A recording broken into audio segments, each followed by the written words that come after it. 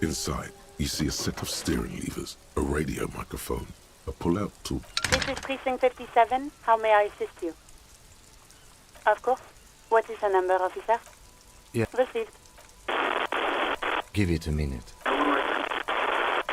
Officer? Yes, hello? Oh, right. There is no resentment in her tone. She wants you to ask her out. No question about it. You mean, why did I leave the bar? Honest, you know whom? You think you hear a sliver of accusation in her word. I really don't want to talk about this. Let's just forget about this, okay? Maybe, I don't know. No, not me. What? Of course, no one calls, you know. Garbage. Legally, no. Words are not necessary to feel the lieutenant's discontent for the situation.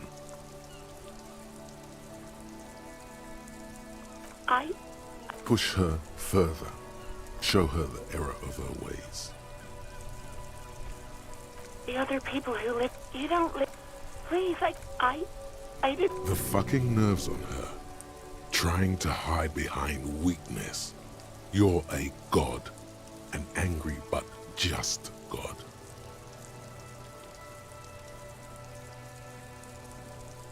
Yes, I know. It's just... Was there anything? No, sorry. People don't have the money to have the cables. It was someone else. We'll Yeah, go on. Yes, I know. You told... Oh. Real policemen have uniforms too, by the way. He's in plain... There are officers who wear the signature Perseal. Please, no. You were trying to... Sounds like it's going to be bad. You were waving? People tried to back away from you, or even slip out of the door. But you screamed. I am the goddamned law, and you... There is silence on the other end of the line. No idea. It almost looked like you pawned it. But uniform? I never saw you in any uniform. You had your... Well, I am sorry about that. And no, absolutely not. I do hope so. Please, don't. Yes, you have obviously done something to upset her at the whirling in red. I'm not mad, it's just... The stuffed bird. I think you said it had been giving you shit ever since you got there.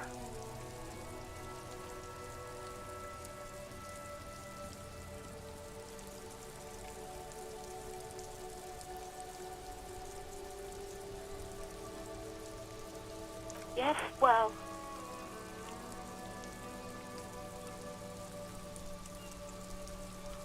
Yes, obvious. I've had sailors fighting. Union guys, well, you were worse than all of them. Even about little things like, we go on, by the OO. Then there was your room. I tried to send the cleaner, but you wouldn't let me. And then you screamed something about how your action... And then, I won't even mention you waving your gun around, harassing customers. No, you really weren't. You were simply the worst.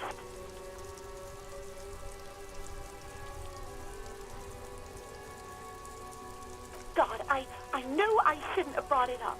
Just try not to call me again, and let's pretend it never happened. All sorts of things. Yes, that's the one you like to sing along to the most. Interesting. You still have to find a copy, though, before you hear a sigh. Anything else I can help you with? Officer 57, over. In the cabin, you see a set of steering levers, arranged.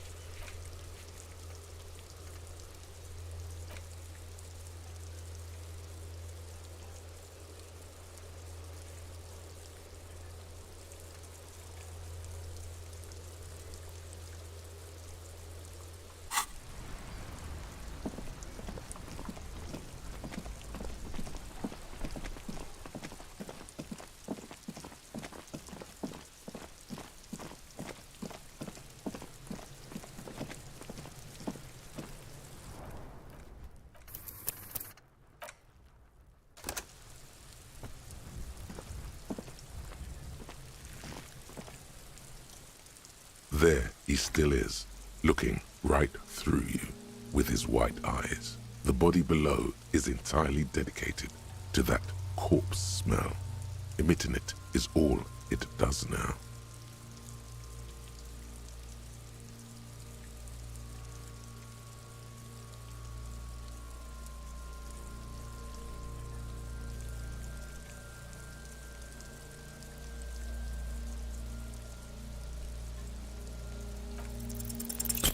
The smell is repulsive. It pushes in from your mouth, more instant and more familiar than anything you expected, more fever than odor. It fills your mind, flushing you from within.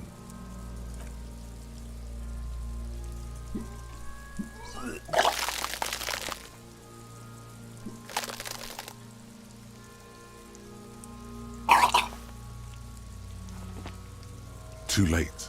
It's impossible to keep in.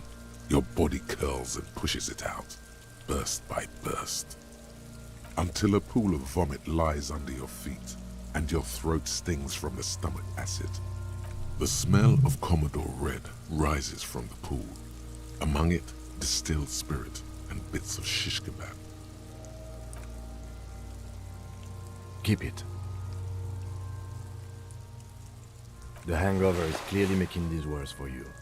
You could use some ammonia to clear your head.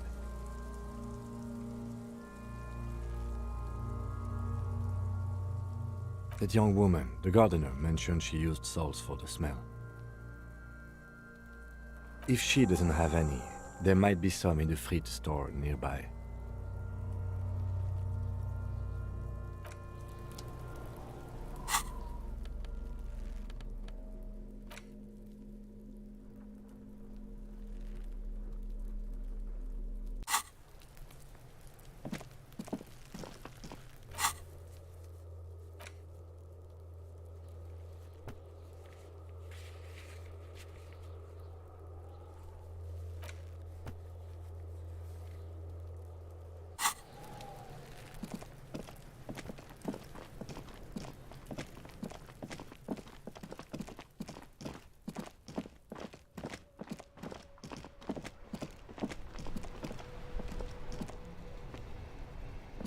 Hello again, officer.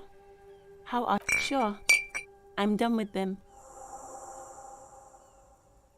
Go easy on that stuff. It gave me a terrible headache.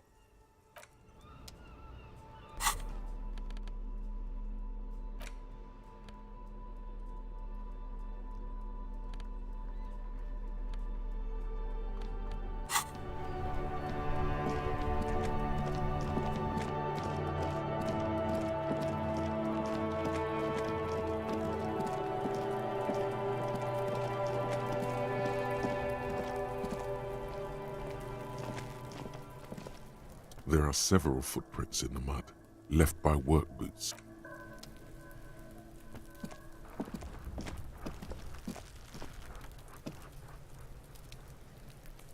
There he still is, looking right through you with his white eyes. The body below is entirely dedicated to that corpse smell. You crack open the ammonia ampoule and breathe in. The odor of death is still stronger. It's a spell of the mind telling you to run, and your stomach to wring itself empty. With your eyes squinting, you stand in it. They do after 7 days, yes. We are deep in decomposition here.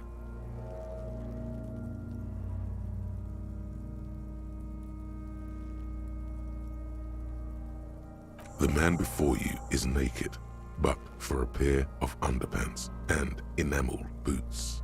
His skin is greenish, marbled with decaying veins and blotched by lividity. A fading web of tattoos covers his chest and shoulders. The cargo belt used to fasten him to the branch above appears industrial in strength. An intricate web of blue lines stretches across the torso, from the right shoulder to the solar plexus. Each time they intersect, a small white star is formed in their crossing. Hundreds of fading asterisks riddle his skin. Their concentration is highest around his heart. His corpse is marked by stars.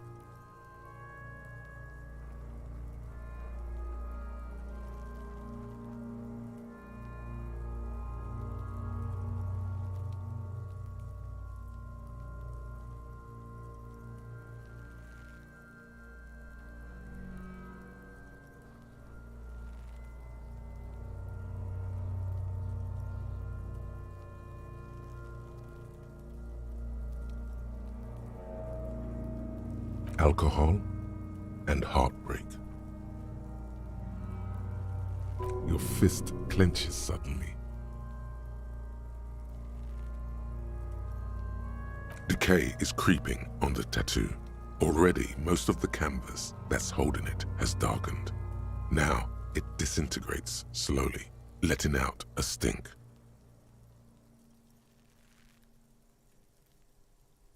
A map of the stars. I do see some similarity to astronomical charts. Great century Messinian, maybe. But this seems more particular. Customized somehow. As if someone left out most of the night sky, filtering it through personal choice. The principle of this filter remains unknown to you. The thought dissipates, and you feel as though you were only half right. So am I.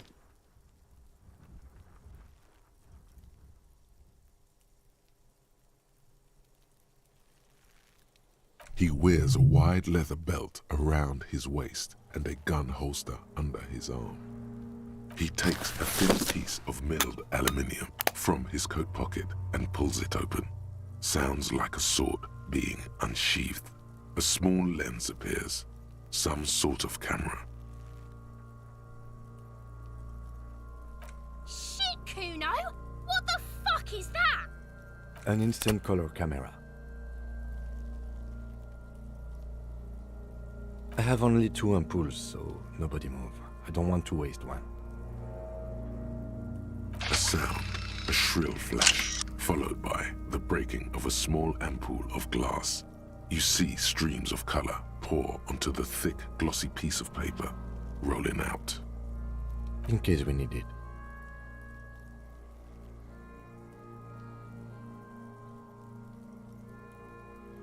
Yes, it is pretty cool, isn't it?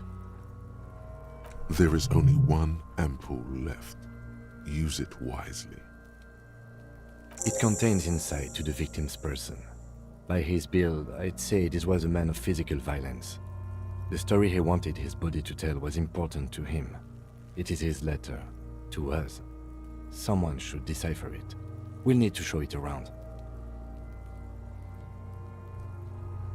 Sure, just don't lose it. The glassy-eyed corpse looks by, his mouth mute and his skin as colorful as the chemical rainbow on the photo paper. The material appears to be ceramic. Its clean white stands in stark contrast to the decaying flesh above the knee. The man wore thick polymer socks, probably for padding. A fine array of interlocking plates covers them. Delicate and fragile, they feel alien to the world around you, out of place somehow. They are armor, no boots. Technically speaking, these are sabatons.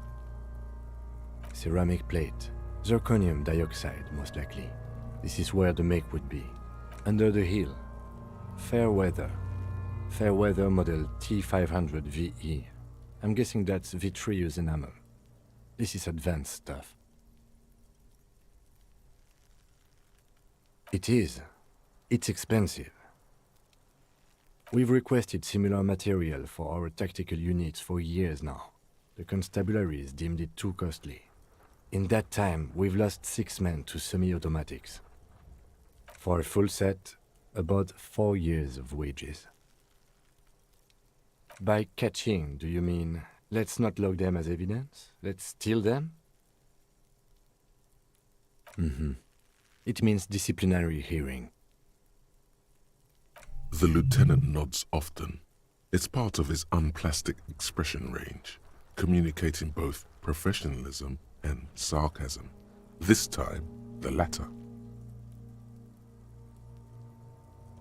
That's for us to find out.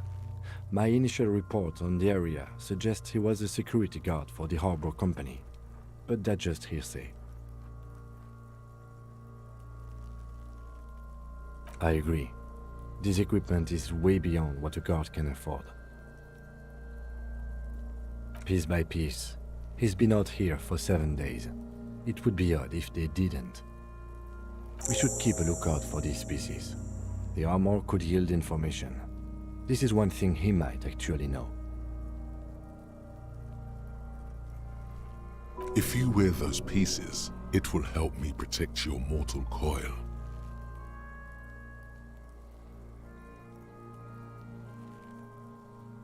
Yes, bullets will fly. They always do. And the coil is fleshy and mush and permeable. Cast it in ceramic shell. Resist death. No, I think he had something precious underneath the clothes. They had to remove the jeans and shirts we found to get to it. And this kind of armor is often worn under fabrics.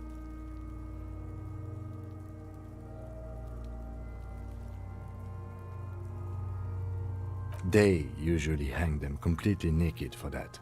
La puta madre, the Mazda, the Besmerties and the like. This one still has his underpants.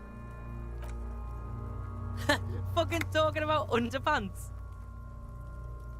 A small bell-like sound fills the air, like tapping on the side of a porcelain cup. Suddenly your biceps coil up. Your elbow is sharp and cocked for a punch. Your fist connects to the boot with the same ding. The sound does not appear to get louder. The only difference is a barely audible click underneath.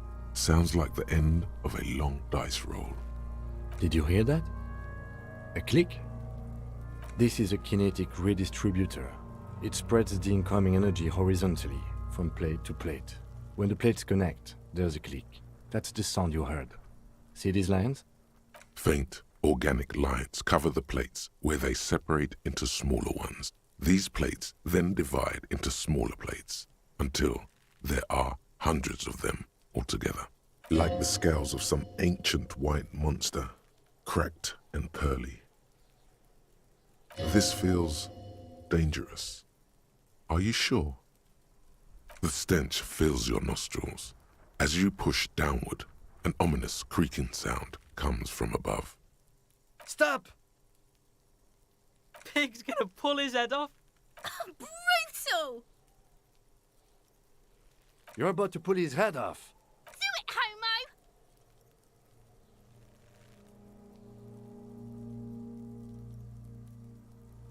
Pull his head off. There's no point performing an autopsy if you do. We'll have compromised the coroner's case. What are you trying to achieve anyway? Why are you hanging on to that boot?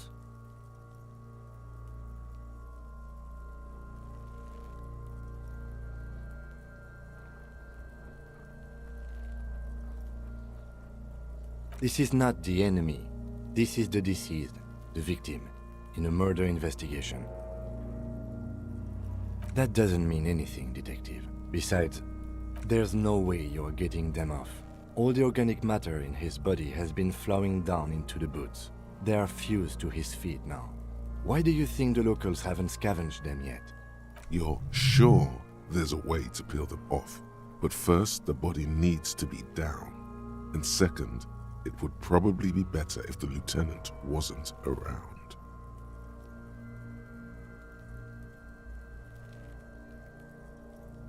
The anticipation makes you crack your fingers. Feels nice. Nice and cracky. Processing will take care of them. With the situation in the morgue, it will yield nothing. But we must pick our fights. Should we continue?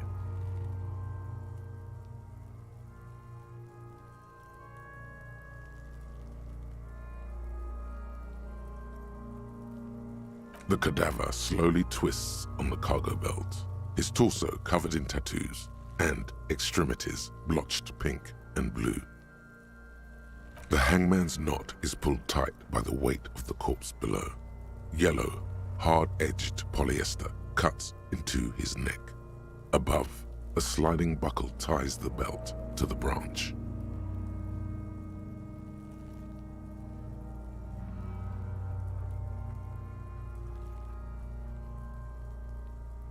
Oh my, there's something on the belt.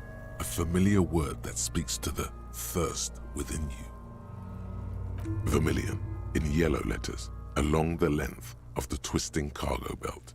Only a deep longing for vermilion golden spirits lets you decipher the fading logo of the local brewery.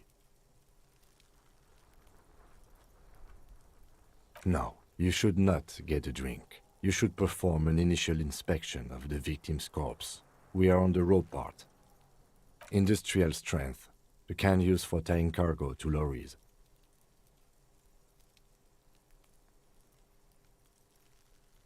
Yes, it looks like they used whatever was on hand, paying no attention to not incriminating themselves.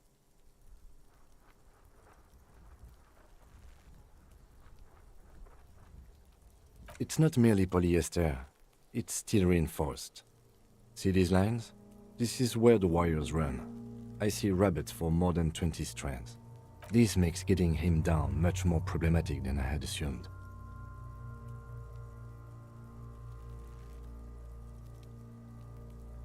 A noose is one of those things that's easier to use one way around. That ladder can't carry a grown man. I didn't see any splintering either, did you? I think they lassoed the branch, then pulled on the belt to close the buckle. I'm still approaching this as a lynching, yes, motivated by the ongoing strike. You? No, you feel like it was something else. But what?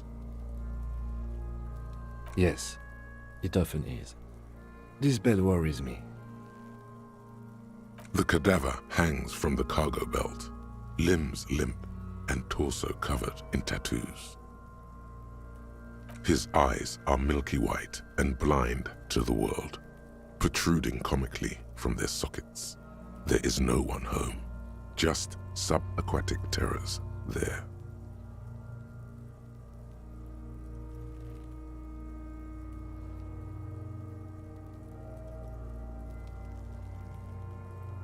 Dark brown hair grows on his head. His face is ready to explode from the organic processes inside. The death's head grin has passed. What remains is an unrecognizable mess. I'm gone.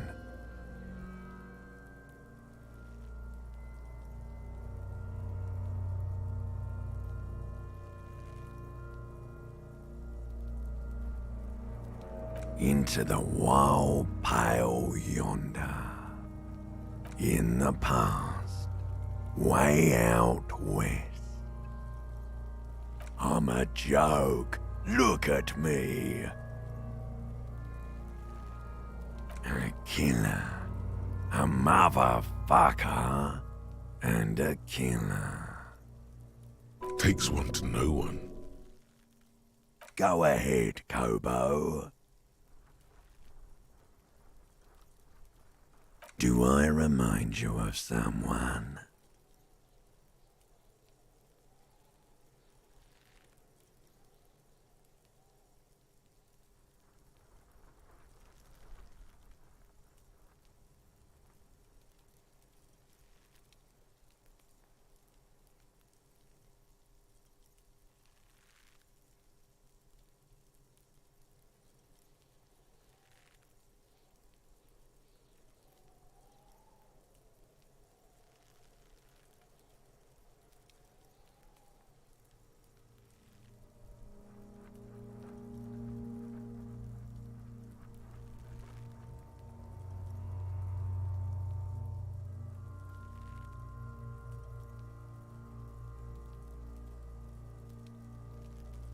No, not quite. Be fair now.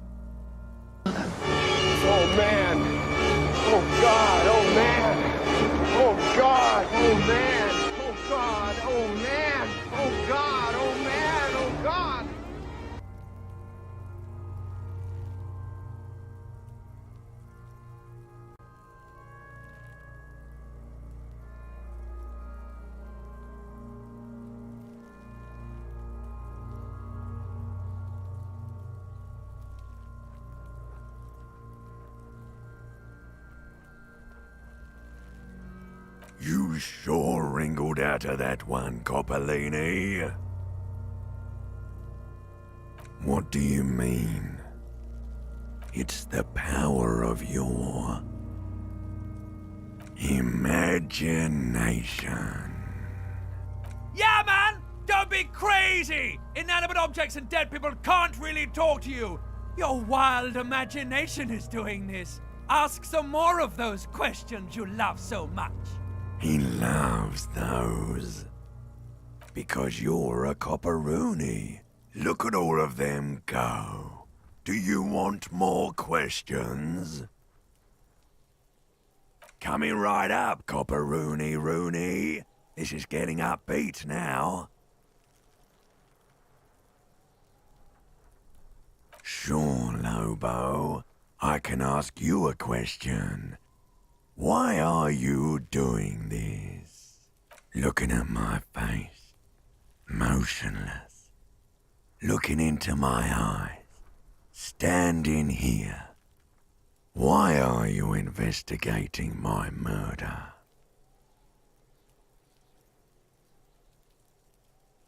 Ha! Something is on its way. Something hidden. It's coming. A miracle from the northwest, and it's almost here. You can feel it in the air, on your hands. The cold spring air smoothing them over.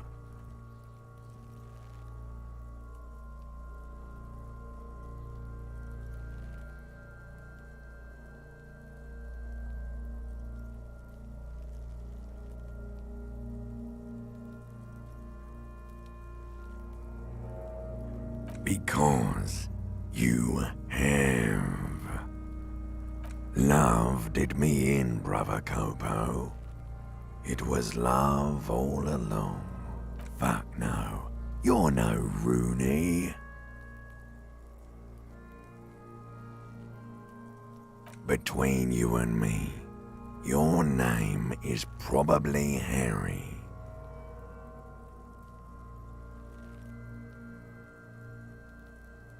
You can be anything you want to be, brother Copo.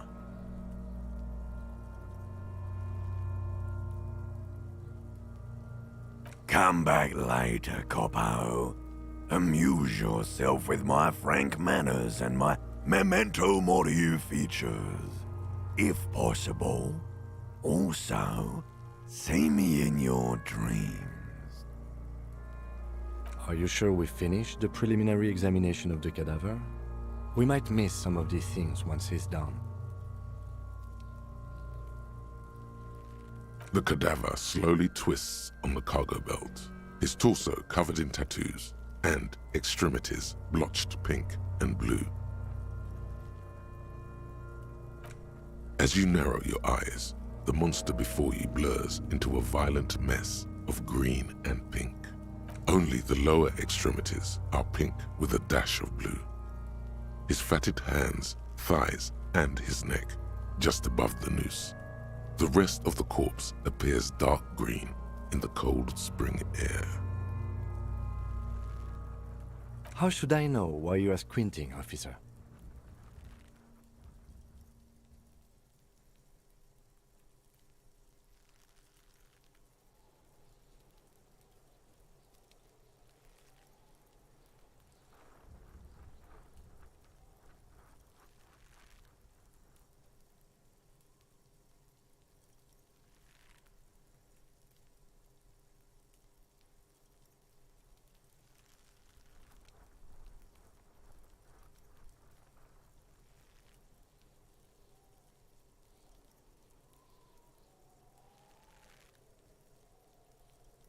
Oh. You are trying to assess lividity. The monster comes back into focus, an explosion of color, coursing with dark marbled veins. His stomach appears pregnant with something. Black liquid streams down his thigh and onto his boot. So, what do you think?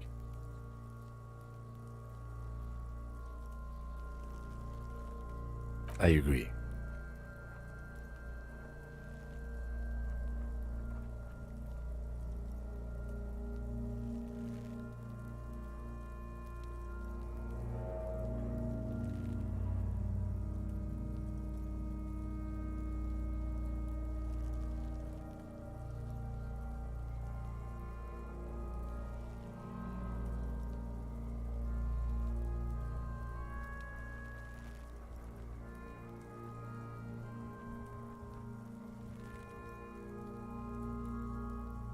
Totally dead. Dabadoob-doob dead.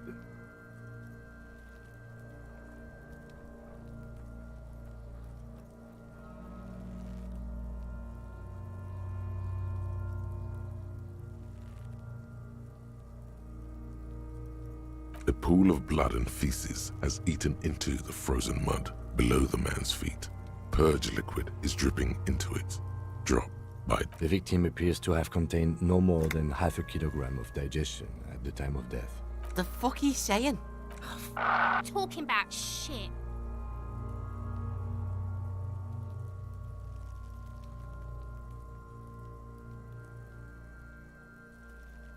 Maybe.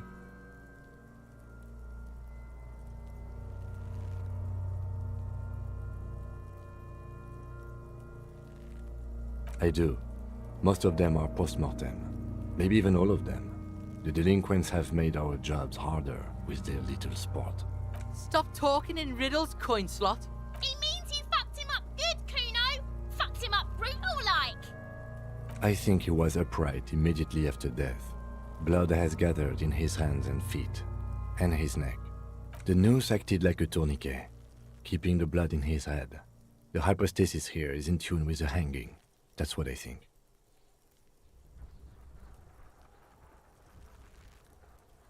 There's always a chance. We should check for ligament marks on his neck to see if they're in tune with the belt. We'll have to get him down first. But there is no breath to catch. Only the cadaver filling the air and your nostrils. He slowly rotates before you, decomposing. The steel-reinforced belt presents a unique challenge. I brought chain cutters, but I don't see a good angle of approach to the belt. The cadaver is a good 1.2 meters up. Neither one of us can reach the belt without assistance. And even if we do, there's the question of cutting it.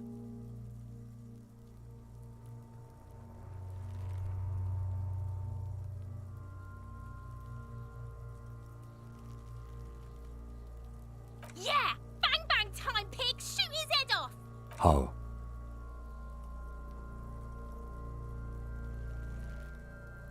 Yes, the buckle, where it ties the cargo belt to the tree. If the shot hits that, then there might be a small chance to release the belt.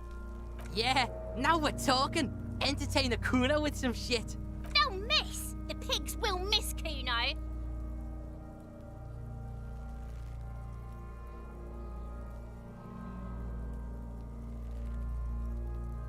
Silence.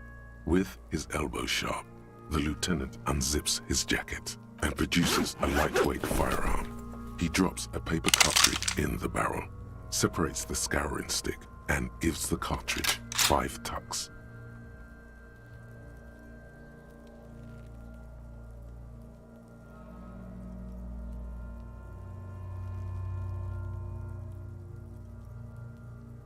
Securing it in place.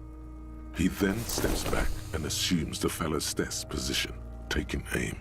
The corner of his eye twitches. His finger is on the trigger. He's gonna fucking miss! The kid's voice is drowned in a shrill blast that echoes off the walls of the surrounding tenements. A cloud of smoke slowly parts in the air as the lieutenant steps back and says to himself, God damn it.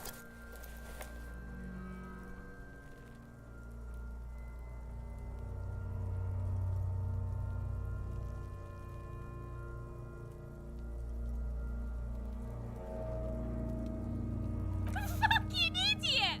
Kuno could have hit it easy, but then Kuno's not fucking handicapped, is he?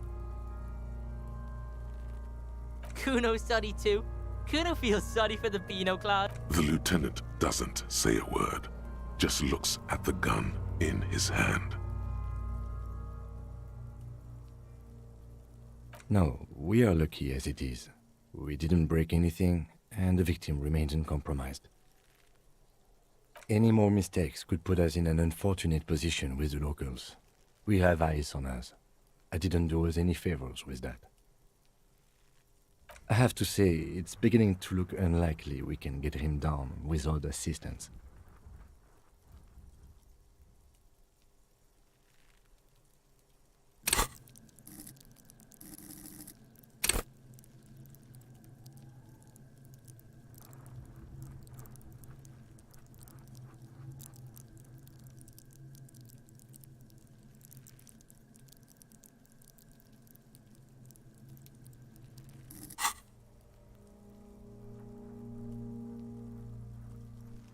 climb up there and saw the branch?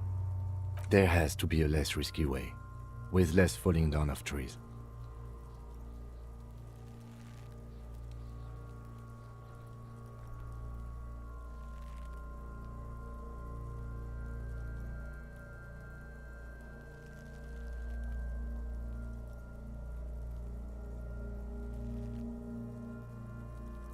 Someone else? You mean like the police?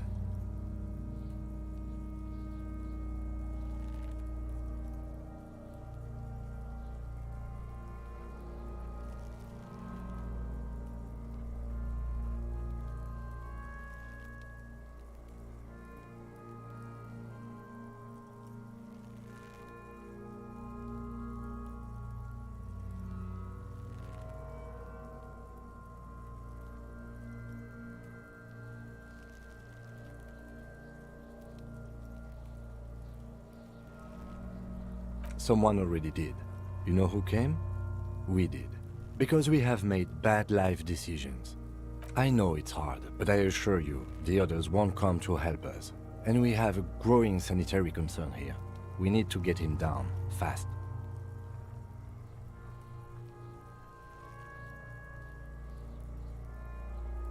I was really hoping we wouldn't. The Union appeared to be suspect in this case. It seems like a dangerous route to go down.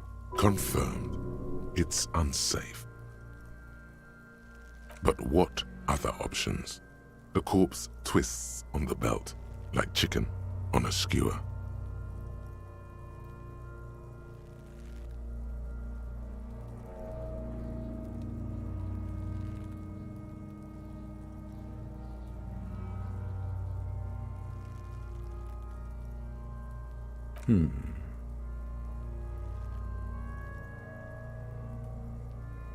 Of course.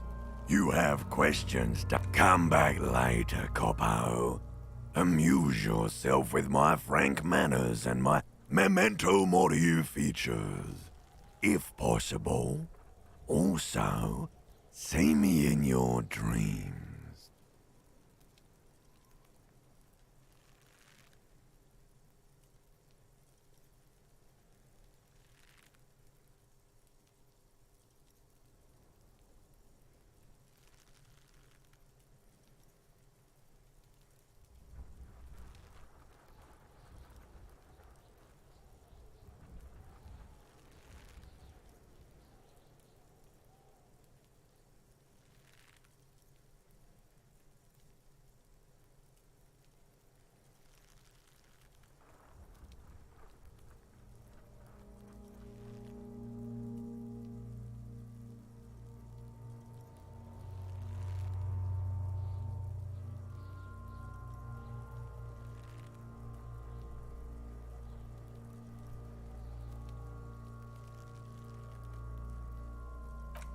Yes, we do. It's bad as it is, us shooting firearms like punks. Go ahead, I'm not stopping you. Just don't lose it. They only have one gun. This is the sorriest pair of pigs Kuno's ever seen. Yeah, take it, you fucking banana boyka. Take it and shoot yourself in the mouth. The cold piece of bakelite and gunmetal is surprisingly light. Your fingers fit right through the guard, instinctively resting on the trigger. The fuck are you waiting for, Kuno? Tell him to shoot himself in the mouth. Kuno is silent. Aggression gathers in the air. The trigger feels delicate and ready to break under your finger. The buckle comes into focus in your sights. You stand with your feet planted firmly in the ground and your left hand supporting your gun arm. Why don't you just shoot yourself in your mouth? At least you won't miss.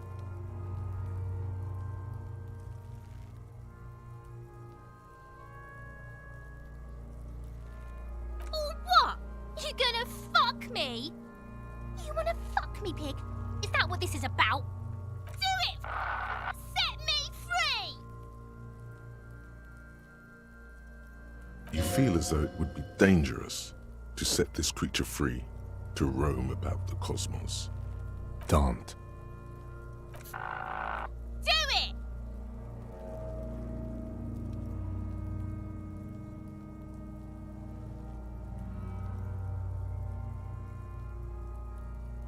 Intense shit, copper. Fucker waved his gun! It wasn't intense, it was pathetic! Your field of view narrows. The branch slowly moves, becoming entirely two-dimensional. The metal buckle glimmers, catching the evening light as the corpse slowly rotates. Look, he's crying! You gonna cry now, fucking faggoty?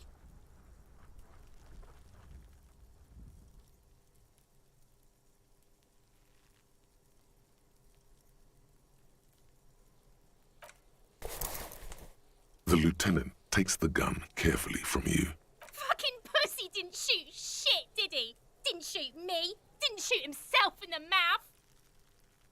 We need to access the harbor and ask the leader of the Union to have it taken down. They have the tools, and they have men. I did not want us to be indebted to Everard Clare. I wanted us to be able to deal with it ourselves. That is clearly not the case. We need help. You need to suck my dick! Why the fuck am I still alive? The leader of the Union, a dangerous and corrupt man. One you don't want to be indebted to.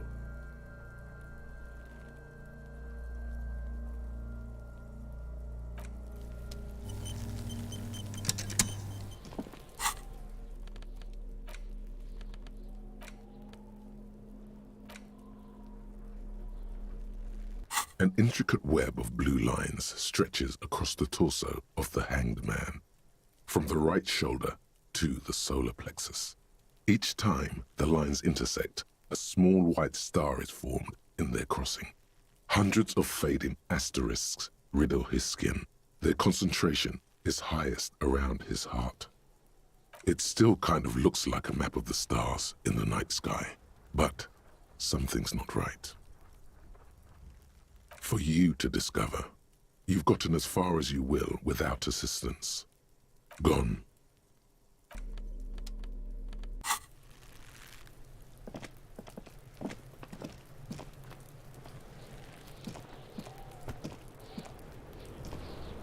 So you tried to kill Kuno's girl? What's up with that? You want to talk about it? What? Bitch, you fucking making excuses for yourself now?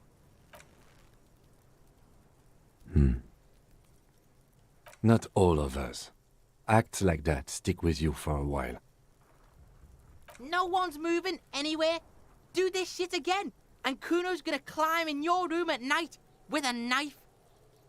Kuno knows where you sleep. The pig who fucked his window up.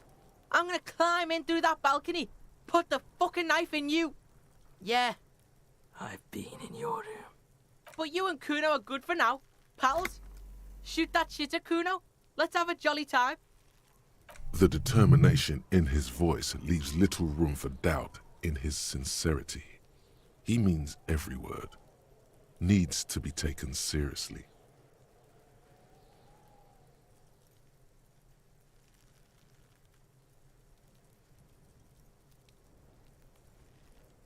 One word out of you, pig shite, and you're locked out of the Kuno experience forever. You hear me? You hear the Kuno? No, you don't need to ever talk to these little shitheads again. It's much more important to prove to this kid you're a man. A big man.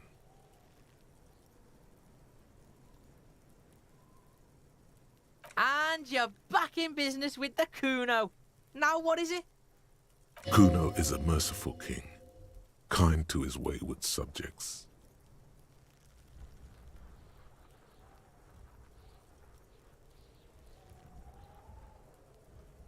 Kuno doesn't fucking care.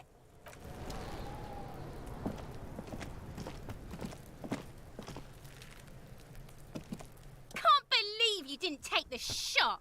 Fucking coward. Waved a gun like a clown. Next time you point that shit at me, you better take the shot. This kid is way, way worse than the other one. Her knuckles have turned white, holding on to that fence. She's been here for days, seething.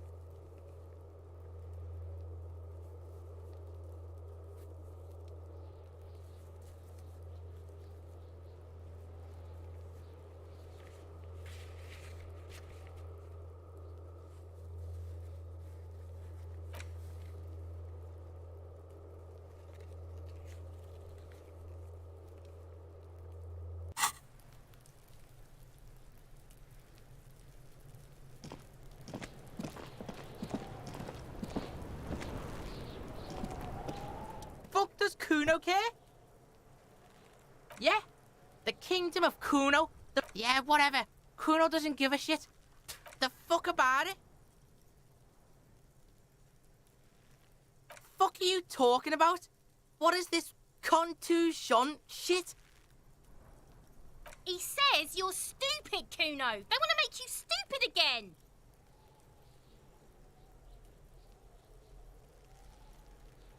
Oh, did Kuno make your shit sniffing harder?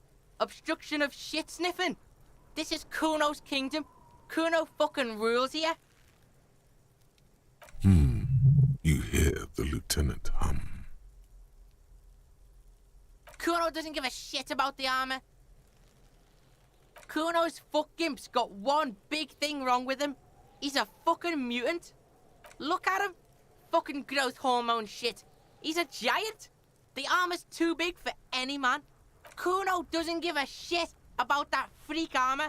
Kuno threw that shit away. Oh, come on. He's just pretending that he doesn't care because he's too small for the armor.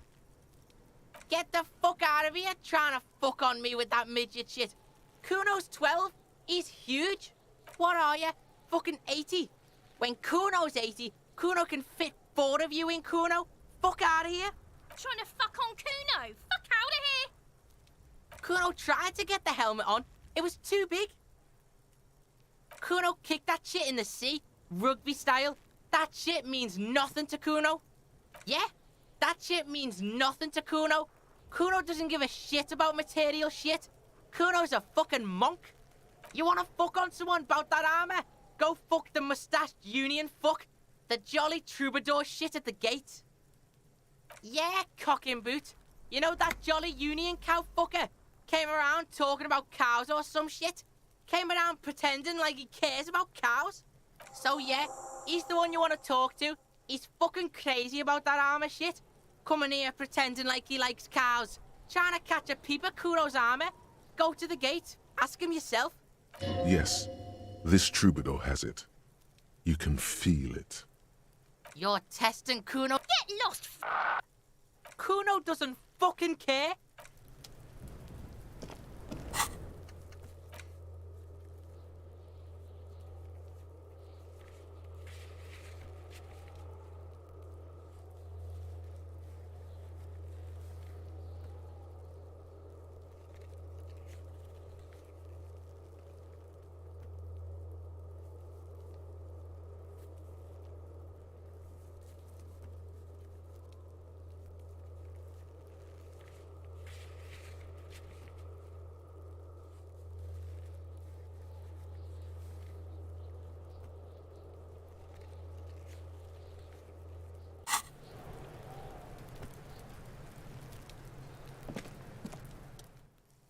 Yes?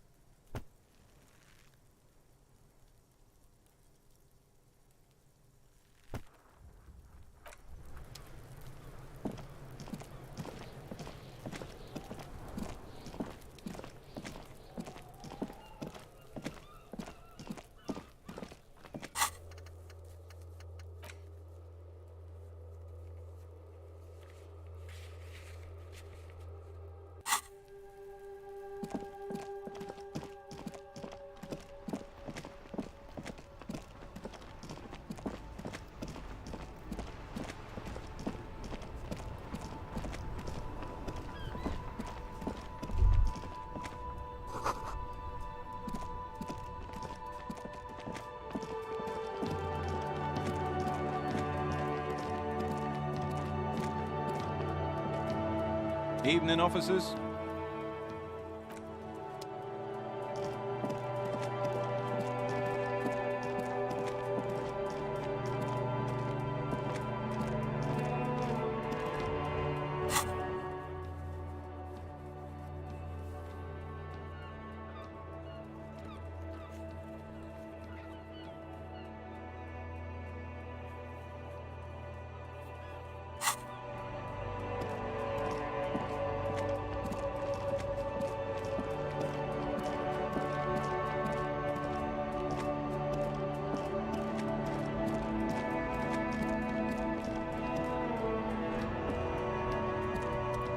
Everything's still cool here, officer.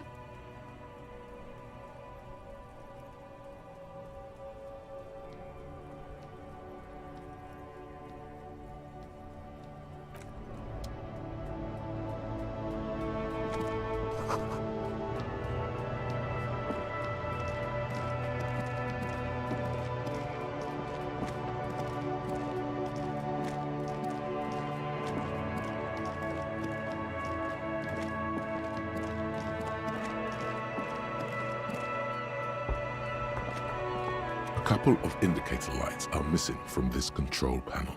Loose wires dangle from the now vacant holes. In the middle is a lever. Beneath it, a small metal plaque. This panel usually closes the water lock, turning it into a bridge that lets you cross the canal. But there's a crashed salmon and butter sign in the way. Pulling the lever probably won't do anything. You pull the lever all the way up until the metal clicks against the contact pins. You hear a soft clunk. Then nothing happens. A spring brings the lever back to its original position. You still need to close the water lock to get across the canal. Some other way. Wasn't there a sign over there saying functionality will be restored on Wednesday morning?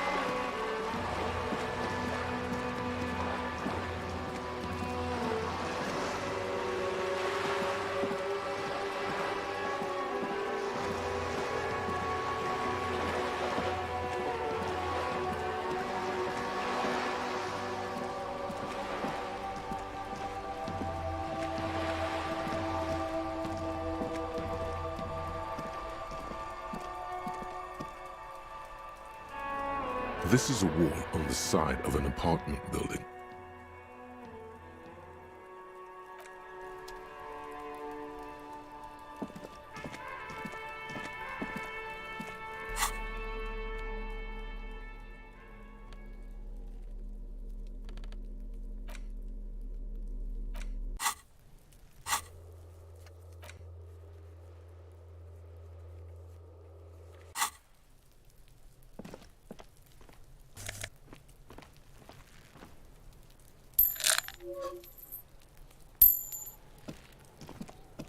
Are you trying to sneak up on me?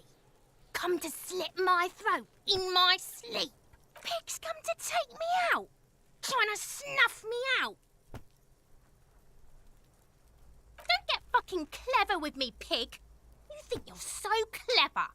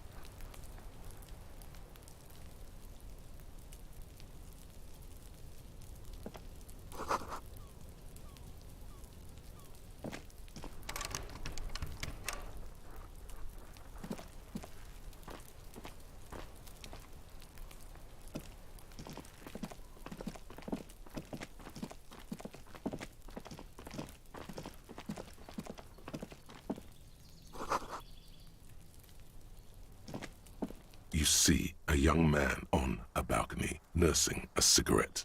His eyes have been following you for a while. Not looking for any trouble, officer.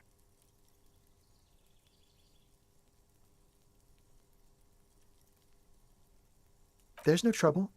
I'm just speaking in a lowered voice. I don't want to be seen talking to the gendarmerie, if that's okay. I just want to finish my cigarette. It's the god of cigarettes and youth. Ask him if he's got anything to spare. Don't let him go. This could be your witness. The balcony has a great view of the whole thing.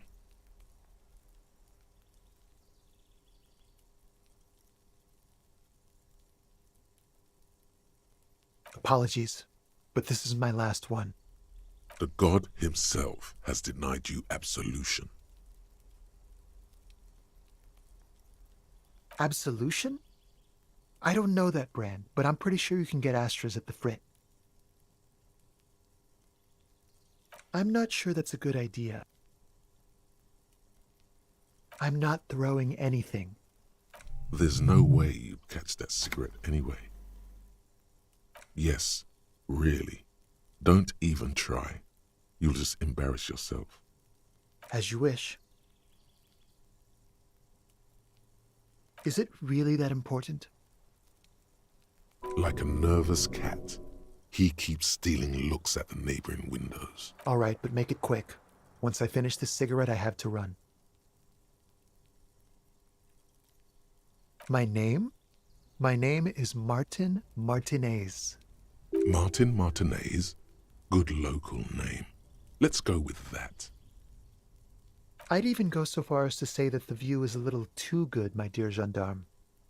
Do you have an estimate of when the body will be taken away? We will remove the body as soon as possible. Now tell us, where were you last Sunday? Oh. You already asked me that, didn't you?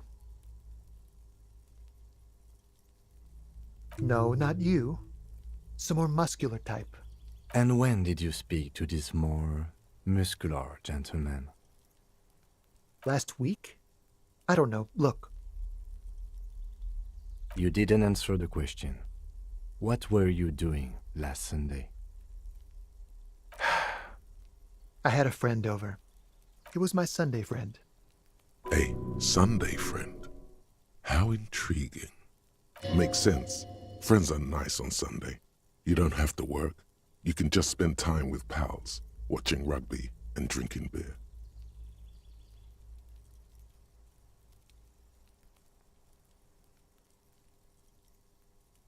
He doesn't reply, gesturing no with his cigarette. Under the dull and darkening sky, the neighboring windows stand silent. Someone hides behind a curtain. Those windows have eyes, and those eyes are watching, spying on you three. No. We won't. Now, if you'll excuse me, I really need to get going. This isn't the place or time for questions. Who knows who might be watching from the distance, hidden behind the curtains? For a moment, the man on the balcony seems almost vulnerable. Something moves in the depths of his feline eyes. Compassion and a hint of understanding. There's snow gathering on his hair and on his shoulders, a speckle of white against the purple that hangs loose on his slender frame. I am sorry, but I really don't have the information you're looking for. But, hold on, what's that? For a split second, his hand lingers, as though gesturing towards a stone placed right next to the front door. It's a sign.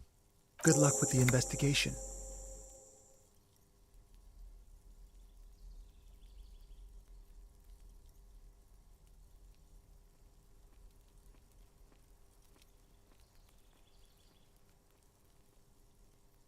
He's gone. No point in running. Tenements like these often have multiple exits. If he doesn't want to talk to us, then he'll know how to hide himself. He could be a witness. Him or his Sunday friend. Either way, We need to look into that muscular type who's asking about our case. He did leave us a sign. Did you see that? He wanted to draw our attention to that stone right over there. If we find a way inside the building, we can ask around for his apartment.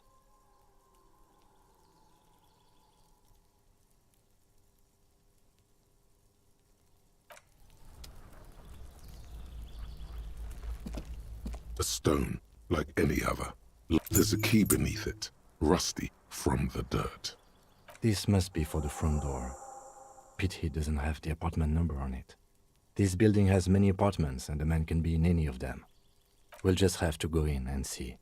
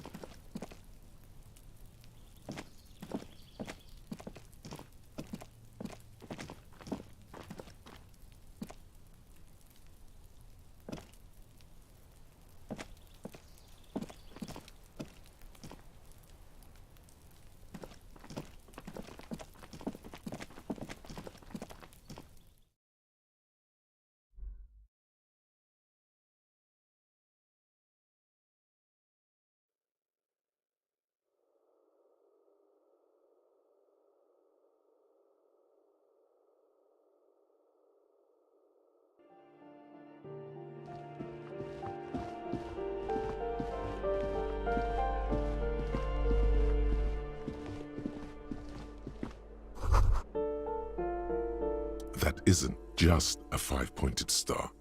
It's an inverted white pentagram cradled in a wreath of antlers, the iconography of communism. in other words. The star and antlers was developed in the 6th decade of the last century and quickly adopted by Mezov and the communards during the revolution. Even today, half a century after, the star and antlers retains the ability to evoke hope, disappointment, and fear in equal measure. The wreath of antlers represents a natural crown. It was about building a society that could exist in accord with the natural world to symbolize the toppling of the old order. Also, some social democrats were already using it because white is the color of peace. Gone is the glory of hope. Only the scribblings of impoverished students remain in dirty hallways.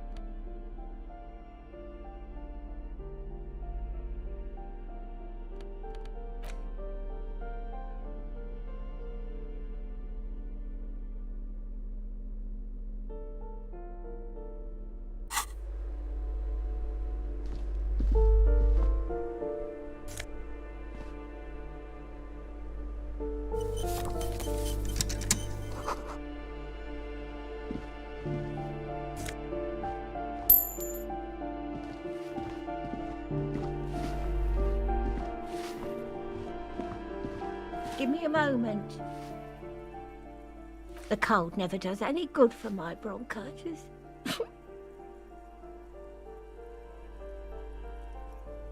I'm fine. Fine. Don't you worry about me. Now, what do you want from me, policeman? I'm no one. Just an old woman who cleans these hallways. If you can call it living. I have a little room upstairs right next to the coal room. It's barely bigger than a closet. But I don't complain, no. I have my bed and my aching bones to keep me company. And that's all I need from this world. And all she gets, too. The coastal wind beats down hard on the coal room door outside. Splashes of waves make the balcony slippery. Oh, you'll find plenty of martins here. Don't you worry.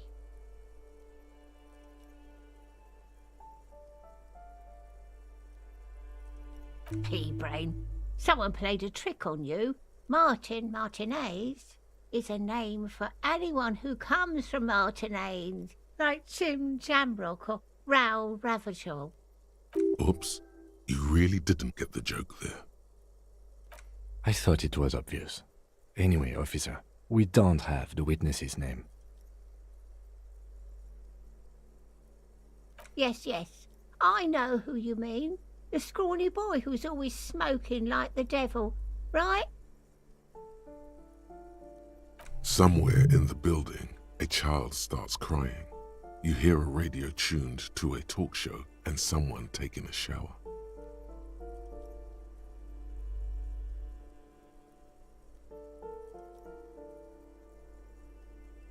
What's he in trouble for?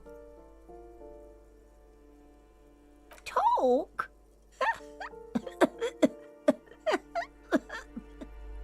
He lives upstairs in room 28.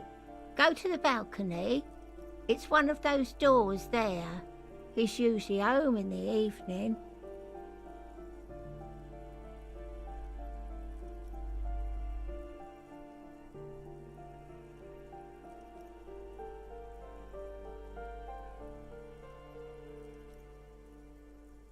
Thank you. We should go check out his apartment on the balcony. See if he's home.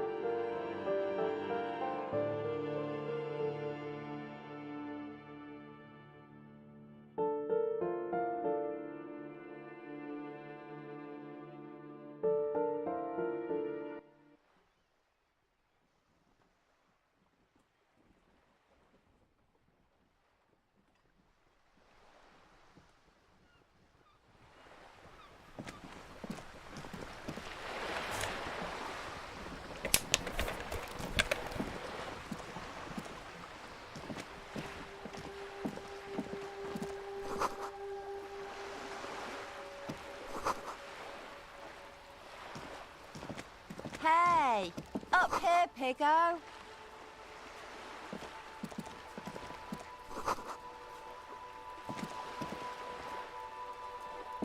The streets will flow red once more. A great torrent rushing down Rue de Esperance. You wait and see. The streets will not flow red with anything. Who are you? I'm Cindy the fucking Skull. What else do you want to know? Date of birth, blood type, the last time I was tested for Hep C.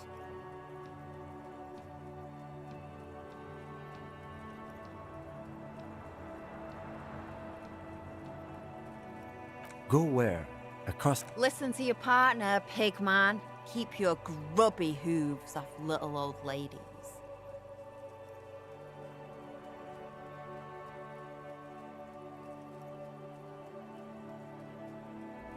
She nods disdainfully toward the woman performing maintenance on the boat docked next to the pier. Hatred, disgust, it's difficult to tell which of the two is more present in her girlish features. That is on her. Someone's got to keep an eye on her. Probably the Wild Pines rep. We should talk to her. She's a professional negotiator, though. I have the feeling she will be very cooperative while telling us nothing. You should take the lead. Ask her unexpected questions, you know? Do your thing. Don't be afraid to get a bit wacky. Throwing her off is our best bet. Good idea, piggies. Run along now. Fuck her shit up good. Impound that boat while you're at it. I'd like to watch her swim back to us on. Can't you tell? I'm painting a beautiful mural, an aereo graffitio visible from low orbit. I haven't really started it yet. I'm waiting for the right words.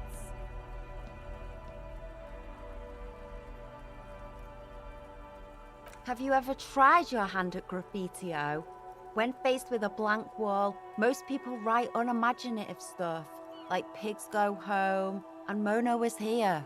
We rarely see pigs round here, though. Just union cats. And my name's not Mona, so... This place is severely lacking in havoc. Not even the occasional trash can fire to break up the tedium. I thought I'd mix it up, you know. Summon the forces of crime and social chaos with a wall-sized invitation. Yeah?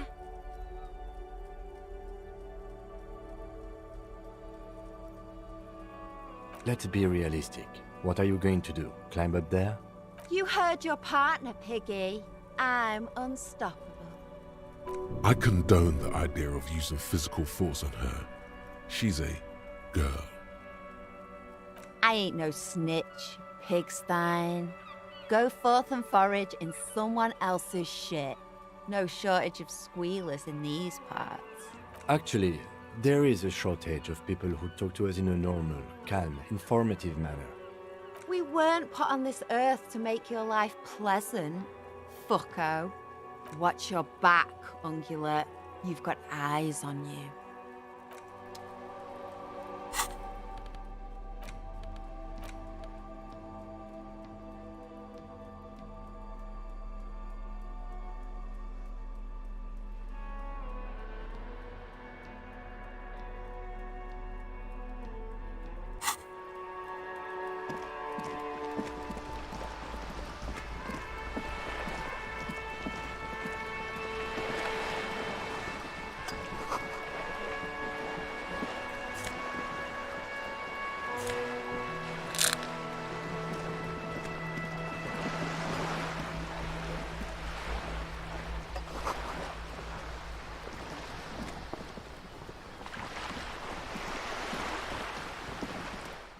A striking woman leans against the cabin top of her sailing boat, smiling as you approach.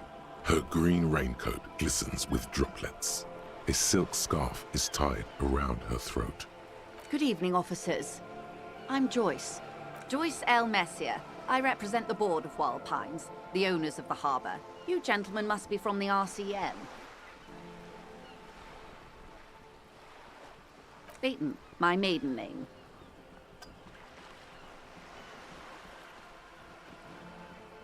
Nothing, honestly. I've said it to every drunk in town, and you're the first one who's responded. What is implied here? That you're a drunk?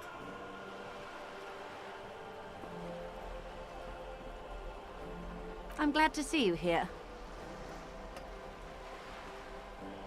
I was dispatched to handle a strike, not a lynching. Anything I can do to assist the RCM in this matter, I will, gladly. That is good to hear, madame. My colleague will take the lead on this interview. I should let you know that he is recovering from an unusual medical episode. Very unusual. But I can assure you of his ultimate competency. How interesting. I wish you a swift recovery. In the meanwhile, you have my full cooperation, and the full cooperation of the Wild Pines group. what we do. I'm afraid I don't speak for Wild Pines as a whole. It's a giant undertaking. The Pines' core competency is logistics. Container shipping, freight, that sort of thing. See those airships there, blinking? Those are the shipping side of things. And that is the terminal. Another subdivision deals with energy, oil and gas exploration, offshore platforms. I'm not at liberty to discuss the company balance sheet, but I can tell you that last year, the company booked more than 20 billion real in revenue. A billion?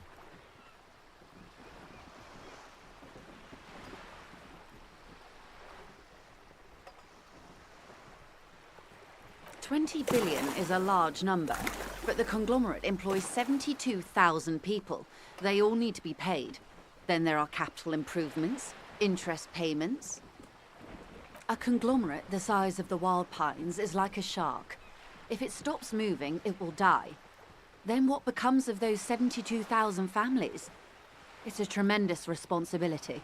They started as an exploration and cargo fleet conducting trade between the Samaran and Insulindian Isolas 250 years ago, when pine ships explored the South Seminese and charted Lomantang on behalf of the suzerain. Centuries of care, deliberation, and madness have gone into this endeavor.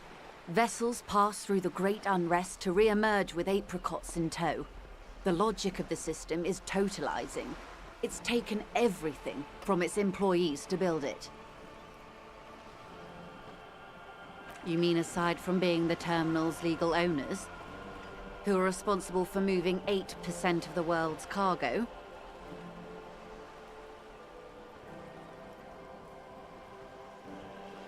We built this district. All the best parts of it.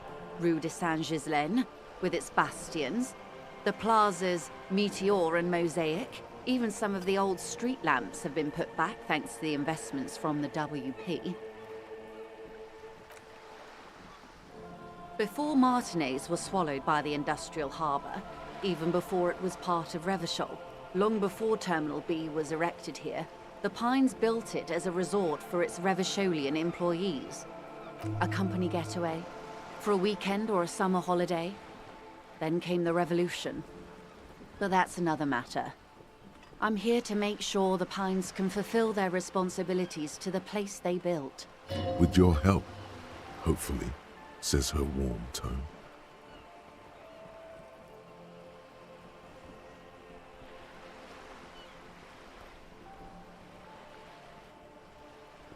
Quite a few things, I'm afraid.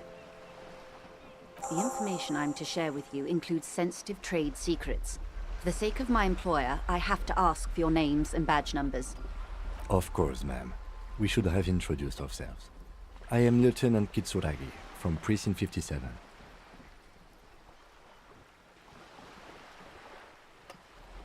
And this is my colleague from Precinct 41. I'm afraid he doesn't have his badge at the moment. I hope mine will suffice. How curious. Why is that, Detective? I see. So, are you saying you lost your badge during the course of this episode?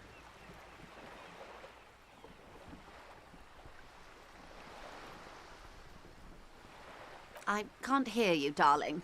Speak up, please.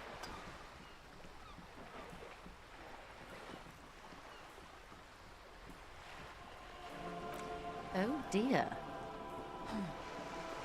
Some kind of encephalopathic amnesia. I don't even know how to respond. I do believe you, naive as that may sound. I simply can't imagine what you gain by faking such a condition. As I said, ma'am, his technique may be very unconventional, but he is an officer of the RCM. Of course, I sympathize, but I'm afraid I simply can't share anything more until I've seen that badge. Hang on. She's a professional negotiator. She should be open to some sort of mutually beneficial arrangement. I mean, favors for favors. A dirty alliance of some sort. Easy. Just offer her a favor. Like I said, nice and dirty.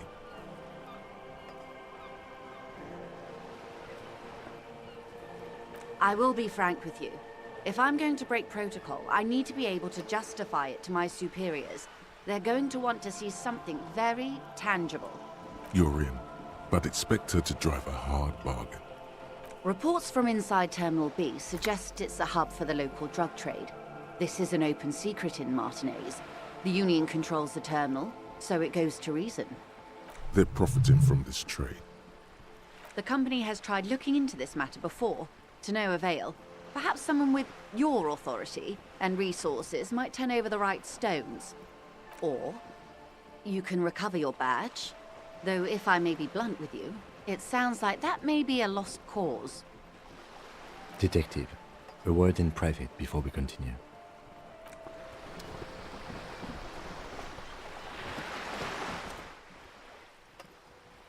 We should think about calling it a day, maybe. The nights are still miserably cold this time of year. You should take care of that, then. Let's talk to him anyway. An officer of the RCM shouldn't be sleeping in the streets. We'll figure something out.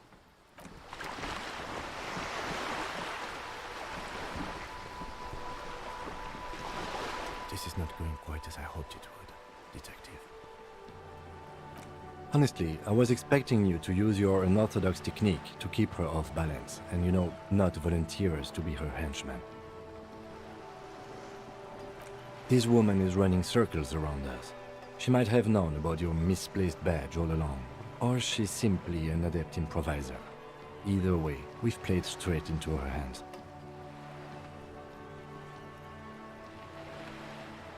Oh, that would be fantastic, but do we have the time?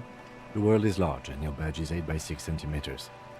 You could request a new one from your station, but that would literally take months. No. If there is reasonable suspicion, we must investigate. Otherwise, she could claim we are siding with the Union, or that we are on their take. We'd never hear the end of it. What I propose is, we ask her, then we investigate, briefly. But do not share the outcome of this investigation with her. We tell her it's done and demand for her information on the lynching.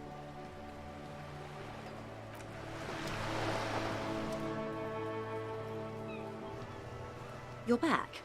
Good. What can I help you with?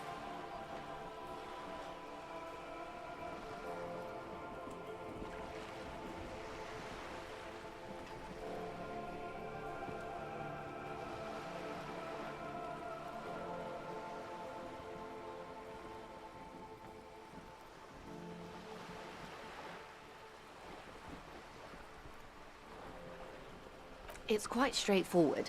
Someone is using Terminal B to smuggle raw ingredients from the Samaran Isola into Revachol with the Union's blessing. Wild Pines has suspected it for years. Ingredients for what, ma'am?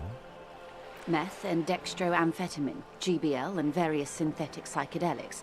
Honestly, it might be quicker to say what you can't make from the stuff. Yes. After they clear the terminal, we lose track. The actual production is taking place at various sites in and around Jamrock Quarter, north of here. Wild Pine seems to be well apprised of the local drug trade, ma'am. Do you mean to say the Union also produces the product? Sells drugs, I mean? We're in logistics. It's our business to know. And no. As far as the company knows, the Union does not produce it.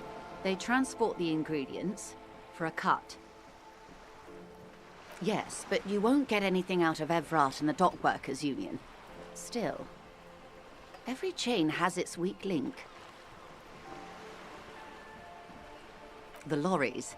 Someone needs to move the ingredients from the harbour into the city. Once they reach Jamrock, they're distributed to a network of local manufacturers well beyond our grasp. But in transit, they are vulnerable. Perhaps you've noticed that a number of lorries are tangled in a traffic jam at the roundabout just now. Interview the drivers who are still hanging about. One of them might be waiting for a crucial shipment. Her irises are light green, like the river Esperance in bright daylight, upstream where it's clearer. I'll be explicit. If you find this driver, I will share company secrets with you. She simply nods. Of course, Detective.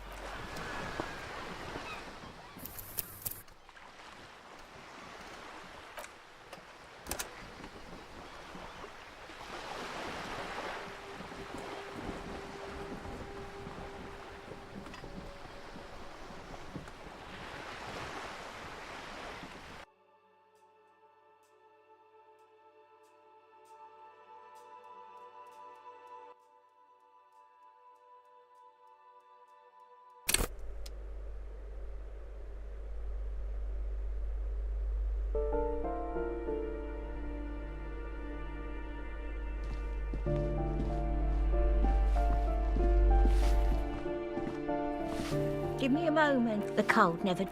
Now. It's barely bigger than a. And all she gets, too. Oh, pea-brain. Someone played a trick on you. Oops. I thought it was obvious. Anyway, officer, we don't have the witness's name.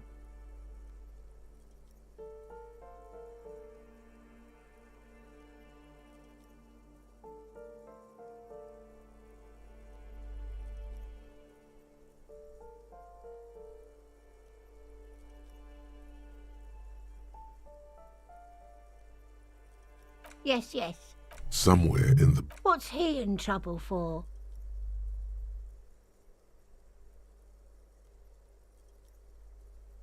Talk? He lives upstairs. Thank you.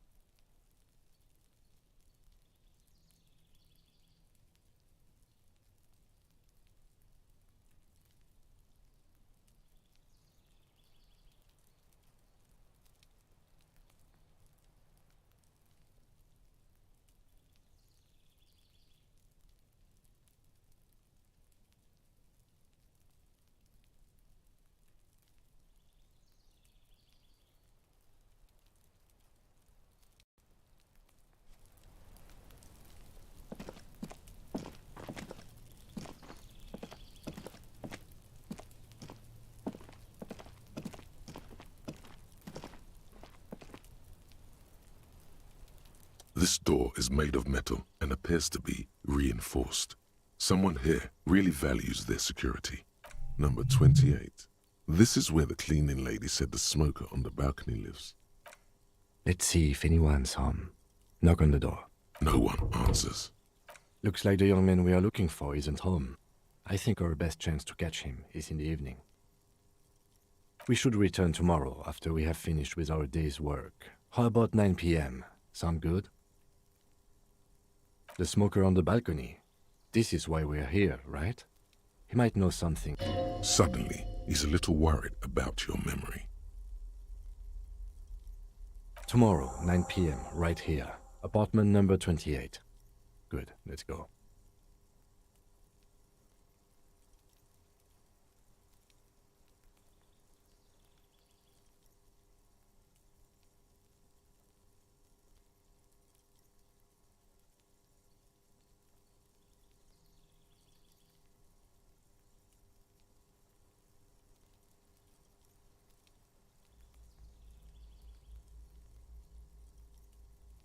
Damn.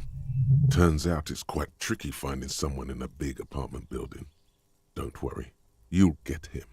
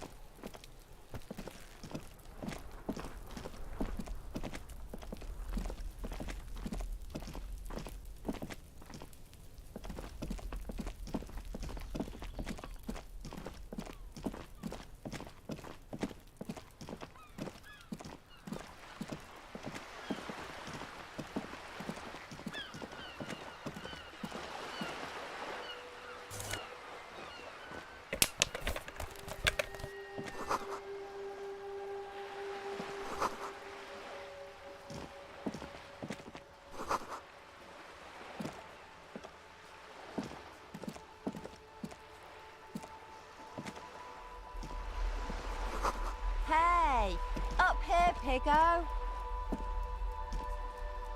The streets will... The streets will not flow red with... I'm Cindy the fucking Skull. Sod off, Pigman. Art is above the law. Can't you tell? I haven't Have you ever tried? We rarely see pigs round here, though. Just Union. This place... I thought I'd mix it up. Yeah? Let's be realistic. You heard your partner. I condone the idea of using physical force on her. She nods this... Hatred? That is on her. Someone's got to keep an eye on... Probably the Wild Pines rep. We should talk to her. You should take the lead. Ask her unexpected questions, you know? Do your thing. Don't be Good idea, piggies. Run along now. Fuck her shit up good. Watch your back.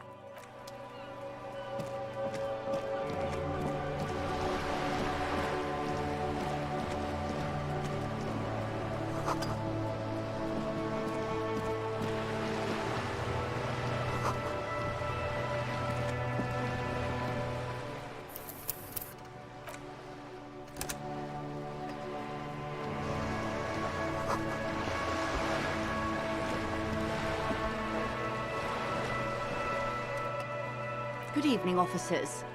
I'm Joyce. Joyce L. Messier. I represent the board of Wild Pines, the owners of the harbour. You Beaton, my maiden name. I'm glad to see you here. Like steel. There is strength there. If she wanted, she could sink her nails deep into your skin. I was dispatched to handle a strike, not a lynching. Anything I can do to assist the RCM in this matter, I will, gladly. That is good to hear, madame. My colleague... How interesting. I wish you a swift recovery. In the meanwhile, you have... Why, yes I am.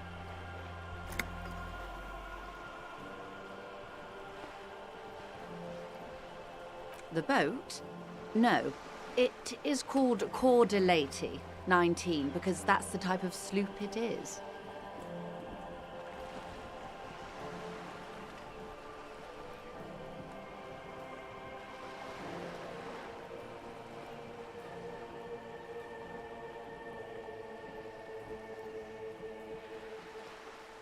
The word, it, feels strange. Such a beautiful boat deserves a proper name. A breeze ripples through the sails and tugs at your hair. Below, the sleek, fish-like shape of the hull parts the water. Beneath that, a resounding darkness. You're reminded of something. Or someone. Okay.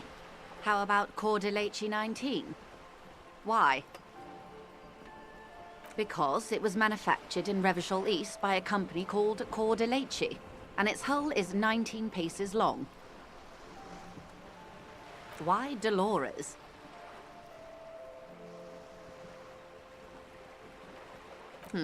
Well, it means nothing to me. I think I'll stick with the factory name. But thank you for the suggestion. It's a pleasure craft. A 19-pacer. It also happens to be rated for Category 1 racing. Though these days I mainly use it for business. My sloop? I like it a lot. It's the eel's hips, baby. I'm enjoying this part of the interview. It has so little to do with the murder we're investigating. I really do, the lieutenant thinks. Is she thrown off yet?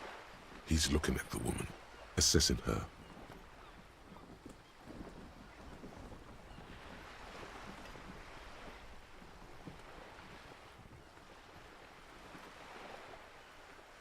Of course there are.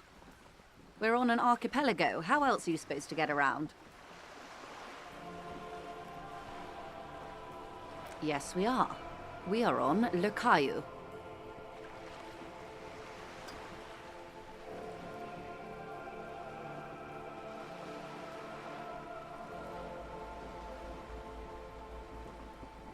We are.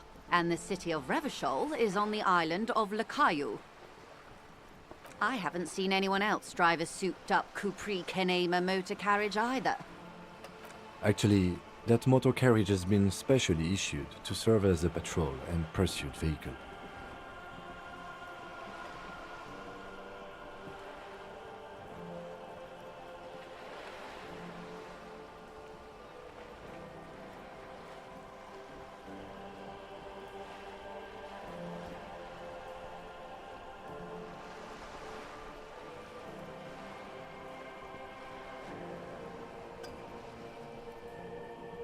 It's for crossing long distances in the greater Revachol industrial harbor.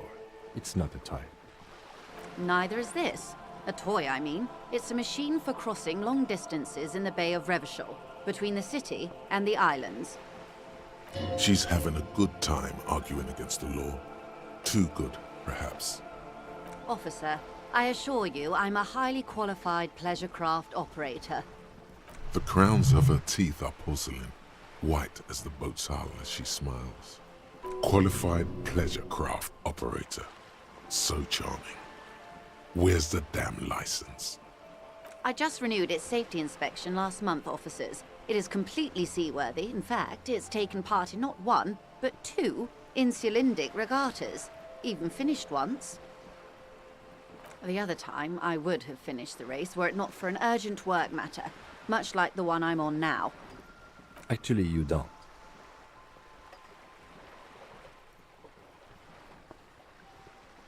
It is a little-known fact among those rogue police that the Wayfarer Act specifically denies the RCM the authority to demand anyone's operator license.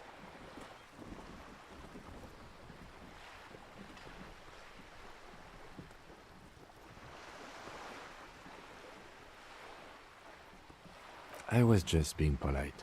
Even school children know the Wayfarer Act.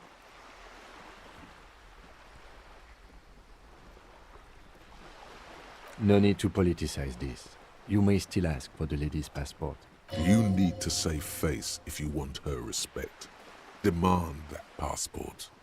Of course. The woman is silent, smiling while the waves lap against the hull. In your hand, under the plastic, a light blue passport saying, Republic of Vespa. The coat of arms has a lion and an ostrich, Seagent.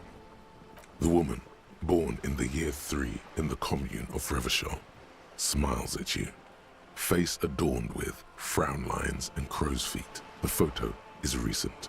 The name reads, Rejoice Leighton Messier. Yes, but please don't call me that. Joyce is much more efficient. My husband is. I have dual citizenship. A Vespertine is handier when traveling. She nods and returns the plastic bag to her coat. Good.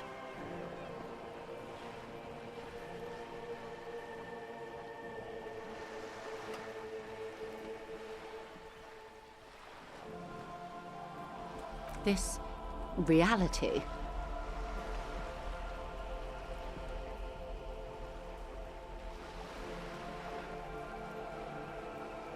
No, but please, a little context. We're not in such a hurry. What?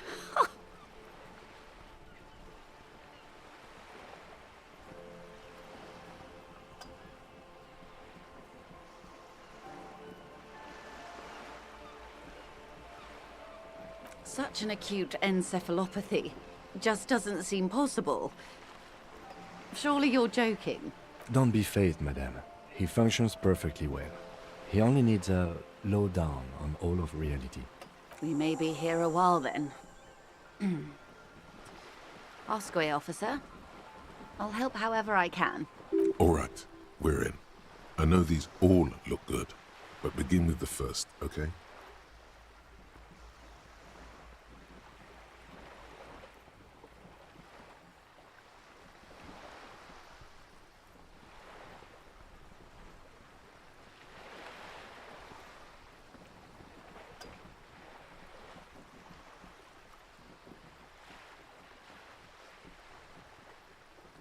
We're in Martinez, baby. Martinez is a district of Revachol. A very small district tucked away near the industrial harbour, north of the 881 and Jamrock. You would be excused for not knowing about it. Unimportant, they say. Forgotten, even.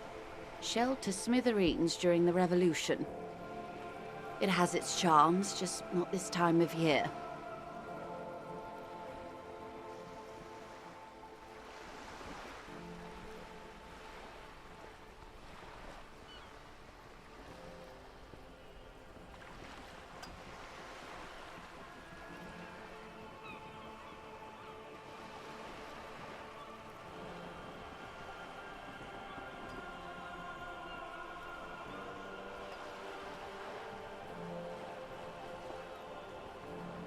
I'm not a good ambassador. I've only been here once before, as a teenager. Not a lot has changed. There are ruins, a terminal, fishing boats, reeds, boys with boxy shoulders. This place used to be a province, a workers' resort before the city swallowed it and the artillery did its work. The reeds are the real star of the show here now. The further down the coast, the wilder it gets. It's not really a sea, it's the Bay of Revachol, and the bay feeds into the ocean. Yes, we're on an island in an ocean, the world's largest body of water, the Insulindic. Vast, lukewarm and unknowable, flowing in and out of sight. Caillou, as you already know. Imagine a pebble. A smoothed-over pebble amidst a great blue sea, misshapen, cracked. The cracks are the River Esperance. We're in the delta of this river, on the 6th branch, the Martinez distributary. It is clear this pebble is of enormous value to her.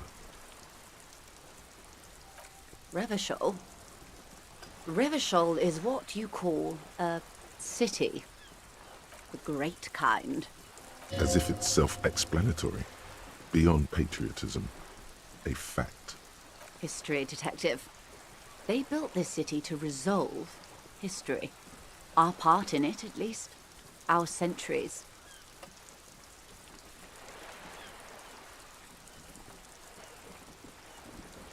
In the DeLorean century. 380 years ago. The nations of the Occident, or migrant workers from Seminine and Ile Marat, depending on your creed.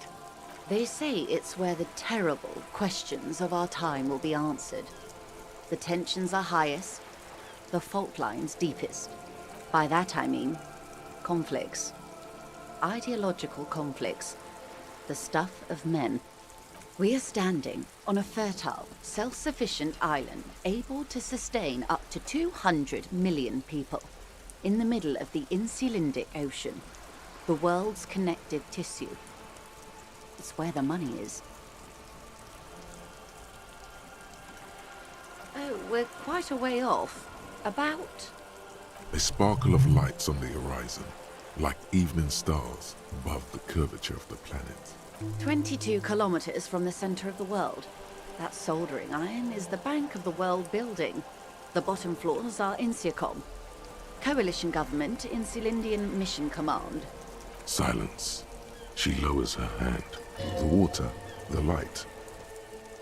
It's as though you're seeing it for the first time. There is no recognition, only the immensity of the sea and the cold radiating from it.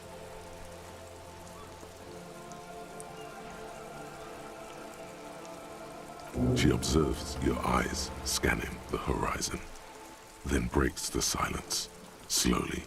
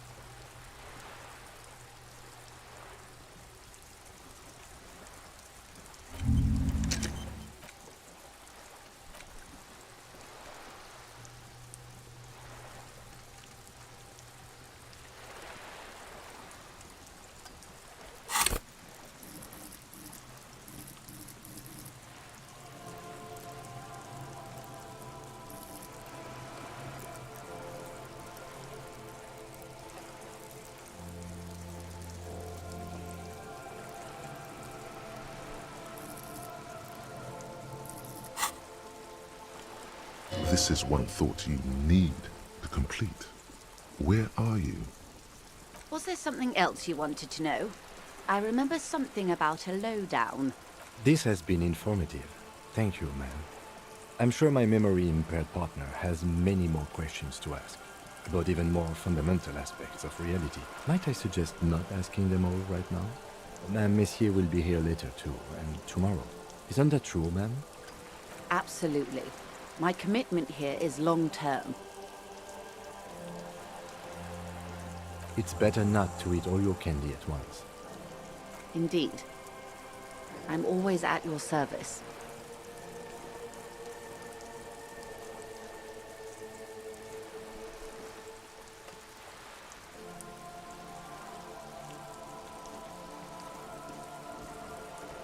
Glad to have been of assistance.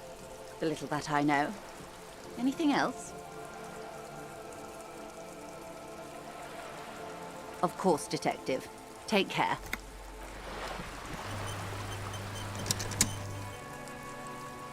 We should think about calling it a day, maybe. Let's talk to him anyway.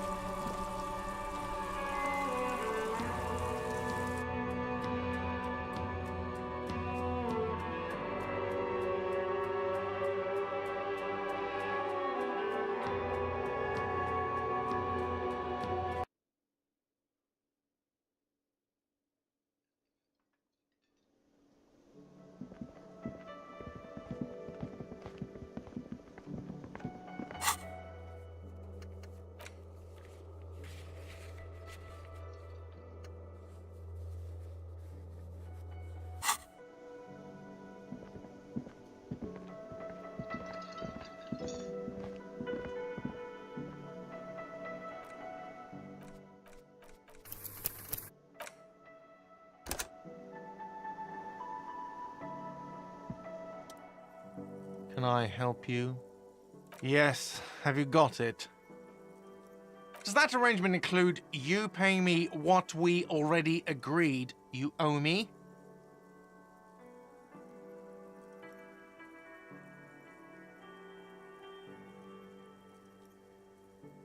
Game? Everything is just a game to you, isn't it?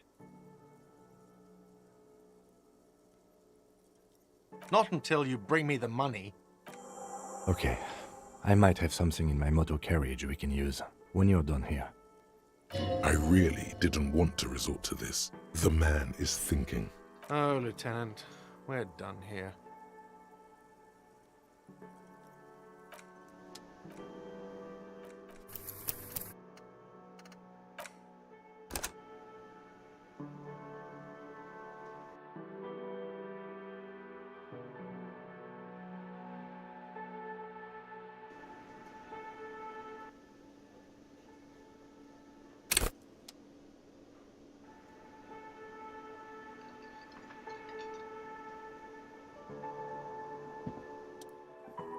Yes, have you got it?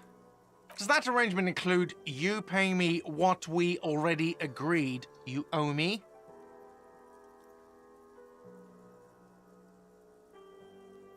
Game? Everything is good luck trying to use it. Draconian measures.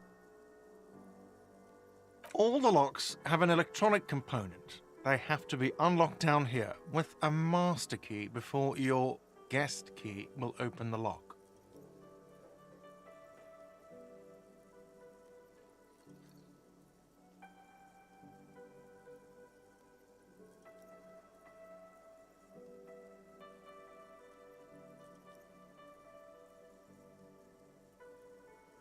Oh, wonderful. Try to do that.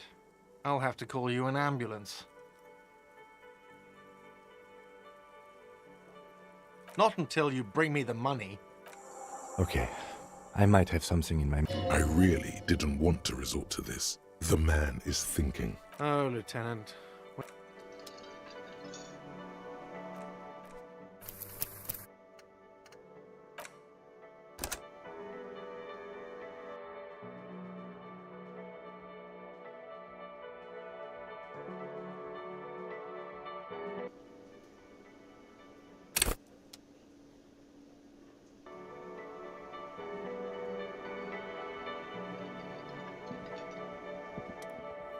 Can I help you?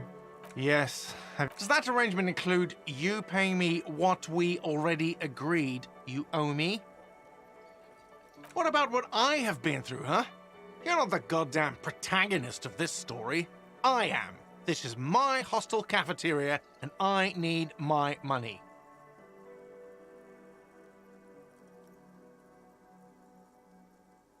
Good luck. Draconian. All the locks have an electronic component. Not until you bring...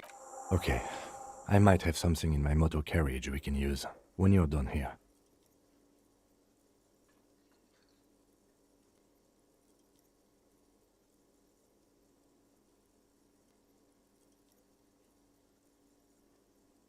I really did. Oh, Lieutenant.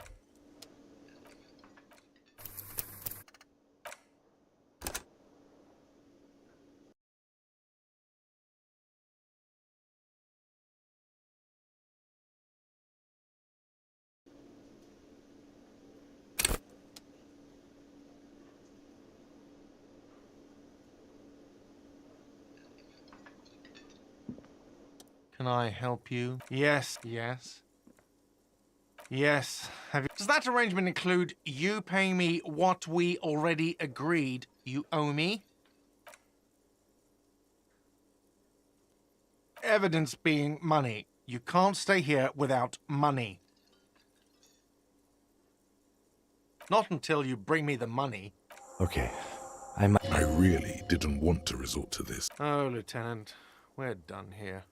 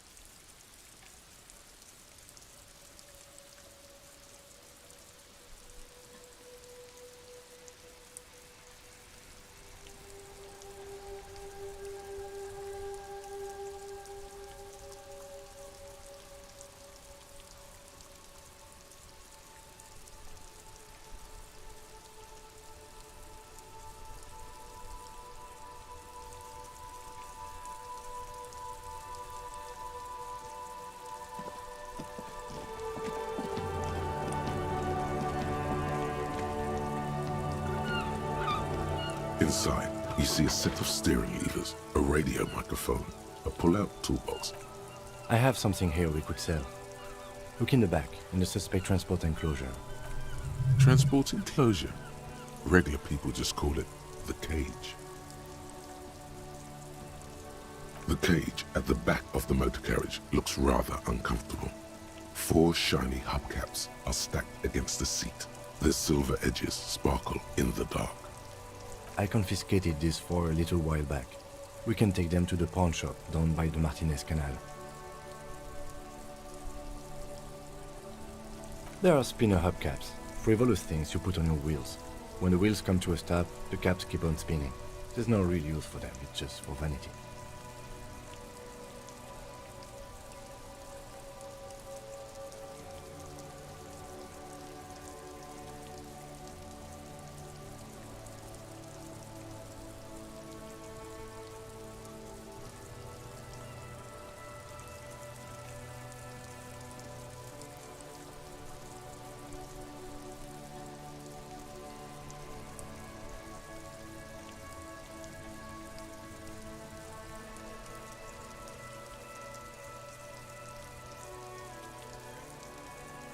A couple of weeks ago, I stopped a young man for going slower than the speed of traffic.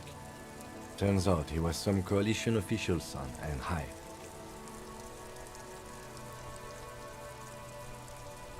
That they are. I was going to take them into evidence, but they weren't necessary for conviction. He never asked for them back.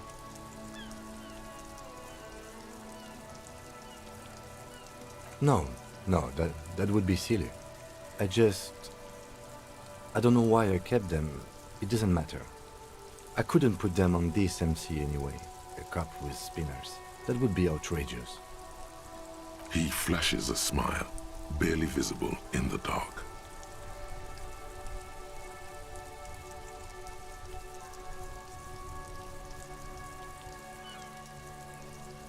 The spinners shine so bright they reflect on the lieutenant's glasses. He doesn't say anything either.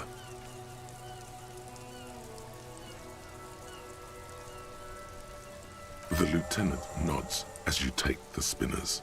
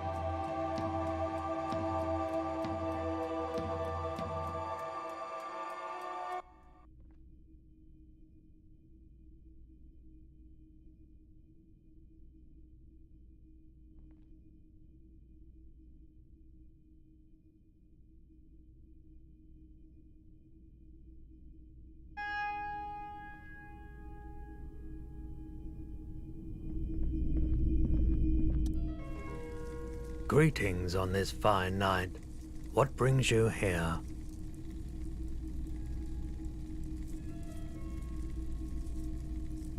The pawn shop is always open.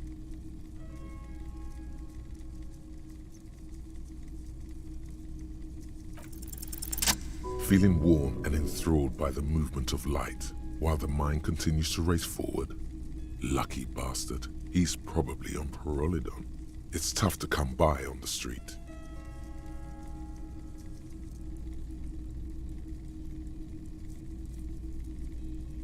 A drug developed by the military to treat and prevent radiation sickness. It has psychedelic side effects, and it makes your eyes turn yellow.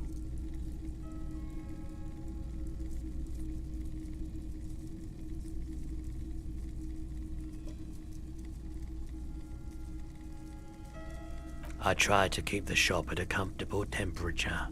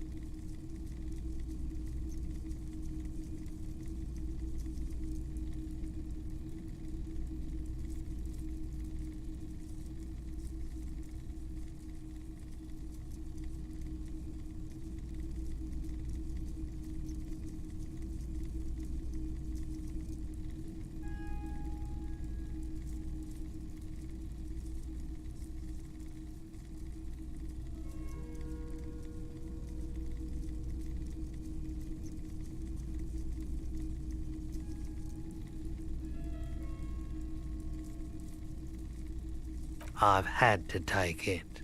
You know, since the People's Pile cleanup. I was with the Emergency Relief Brigade. He's taken it for mental and emotional, not physical pain these days.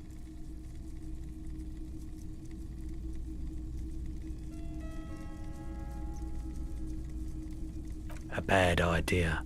Some poor leftist built a particle decay generator in hopes of bringing affordable electricity to underserved communities. It malfunctioned. Radioactive waste everywhere. Probably some of it in you too. We were an all-volunteer force, self-organized. Tried to help the fire brigades contain the spill.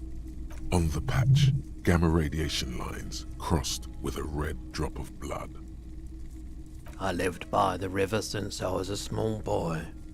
The Esperance didn't have the art to let it all go to shit without trying to do something to help out. There wasn't much the volunteer force could do, however. We wasted years in the river mud. Years getting sick. There's a reason why everyone's tried to forget any of it ever happened, and why no one has tried to repair or replace the pile. So much disappointment, and early deaths. Cancer mostly. And we knew all that was coming even as we were cleaning up as best we could.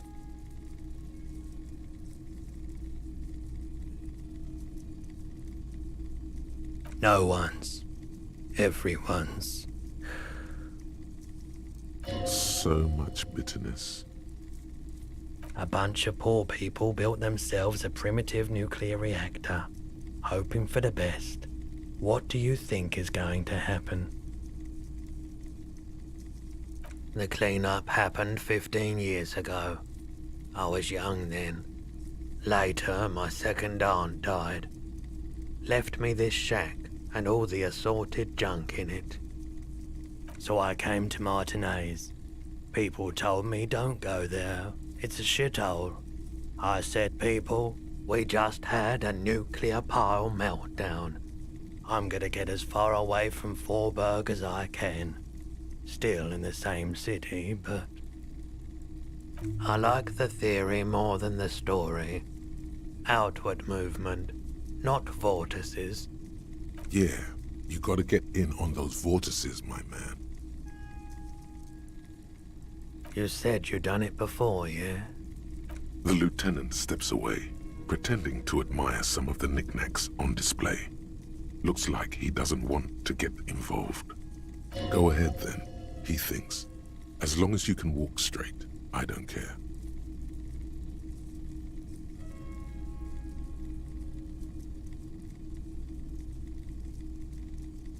If you say so. Here you go, man. Yes, darling. That's the coalition government ordained Parolidon. Straight into your gut. Of course.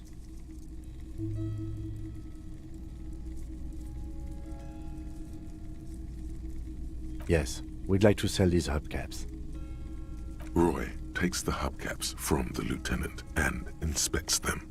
The spinners appear iridescent in the dancing light of his pawn shop. Yes, these are very, very good. Did you defraud some foreign prince for them? Jump a mesk banger? No matter. I'll give you 200 real. No one was defrauded or jumped, I assure you. Of course. I meant no offense. 200 real for you, officer. Delightful doing business with you. Do come again. Thank you. Here's the 130 real you need for your bill. Do not waste it. Anything else you're thinking of selling?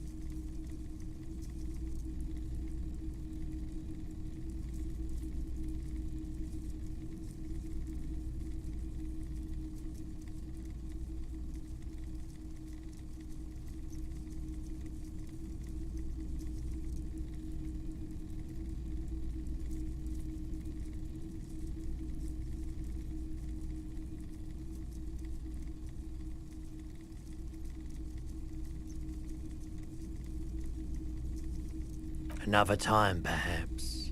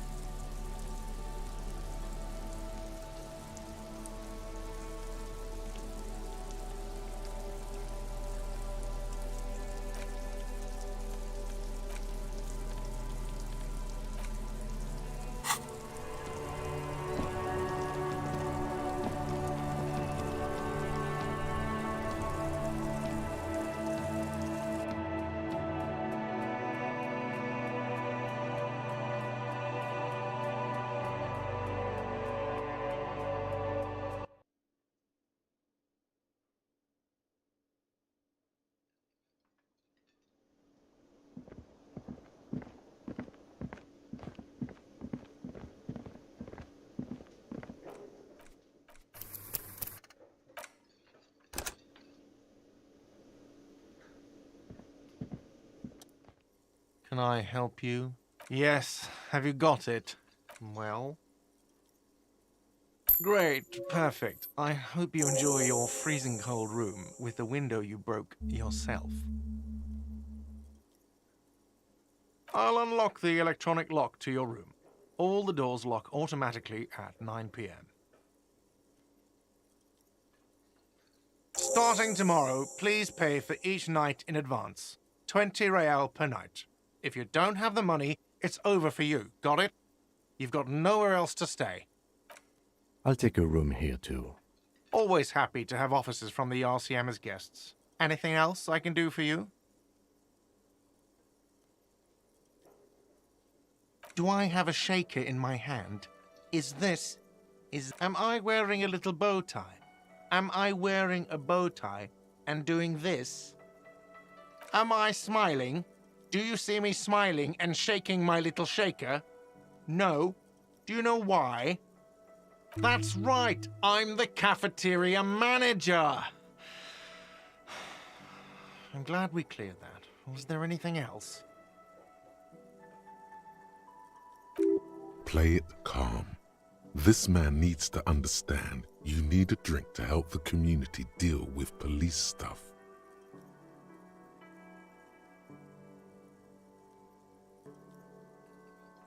Even more reason for me not to serve you, sir. Was there anything else you needed, other than alcohol?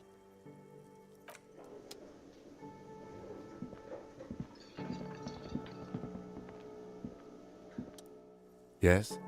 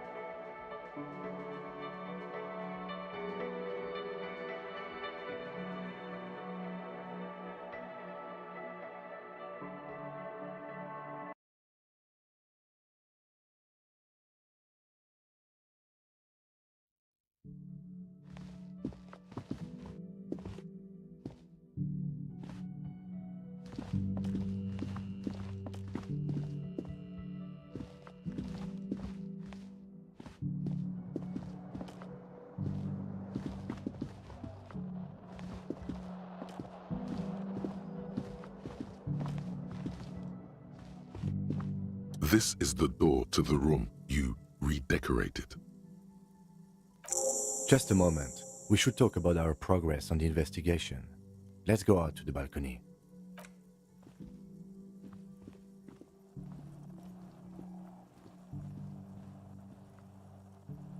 The air outside is brisk. The lieutenant is silent for a moment. He listens to the traffic hum. Then,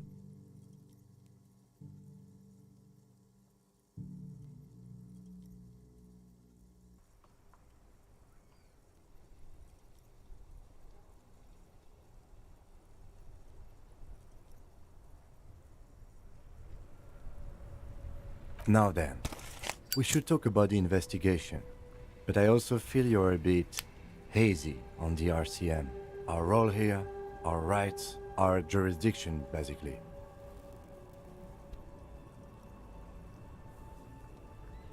I have a cigarette every night when I go over my notes. It's something of a ritual. oh man, he looks so devastatingly cool with that cigarette. I apologize, but I only brought one with me. I have exactly one cigarette every night while going over my notes. You mean this? This isn't cool. It's an unnecessary trial of will and unhealthy. Keeping the habit within the parameters he's given himself takes a lot of focus. It would be easier to simply quit. Yet, were he to quit, he would lose the cool factor. This man relishes his cool quite a bit below it all. Yes, it's been a long and eventful day. They're quite limited, actually. The power officers of the Ravachol Citizens Militia exercise most frequently is imposing fines of up to 1,000 real for offenses, in accordance with an interdepartmental schedule.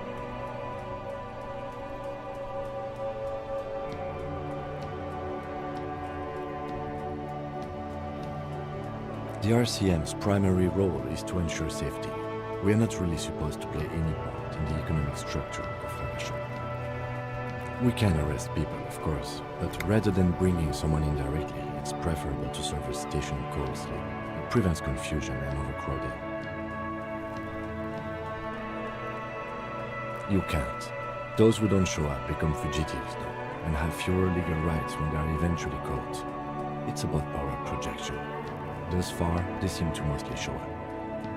When power calls you, you come.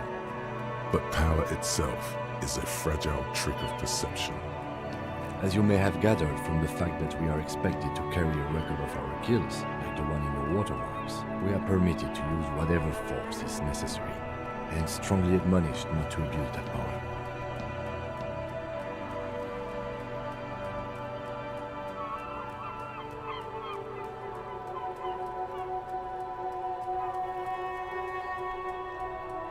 You have to supply compelling evidence for why it was necessary to use lethal force.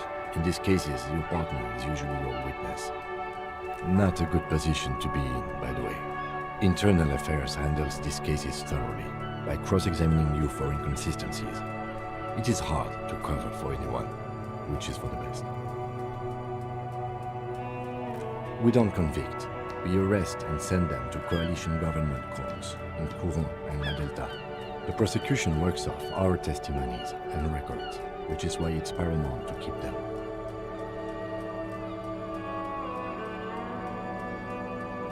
The coalition government and the moral intern more broadly.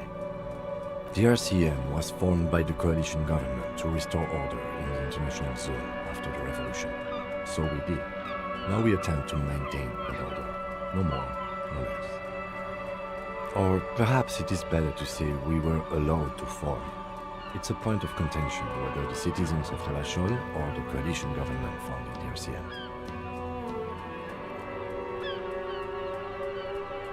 Be sentimental if you like. Either way, the Moralinton leases us the right to keep the peace in this city, and they will take it away if we misuse it.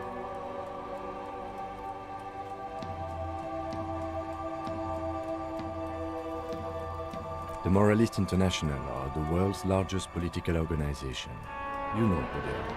They have been running this place after the revolution failed.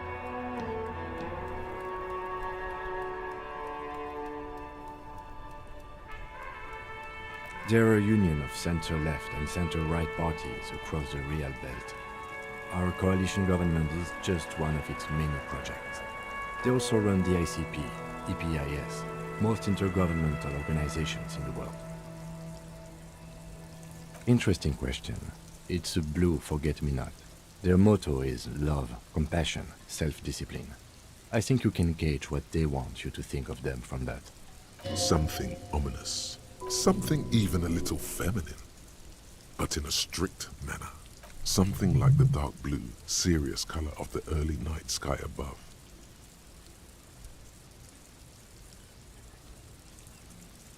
What do they believe in? They are Dolorians. They believe they continue the humanist project set forth by Her Innocence Dolores Day 4 centuries ago. Others say they are just technocrats. A historic figure? The author of the modern age? You will have to look elsewhere for opinions. The subject of humanism is too abstract for me. For you, she is something painful, though it's hard to say why. The moral intern are a fact. I try not to have opinions on facts until they change. And it doesn't look like that's about to happen. Do you?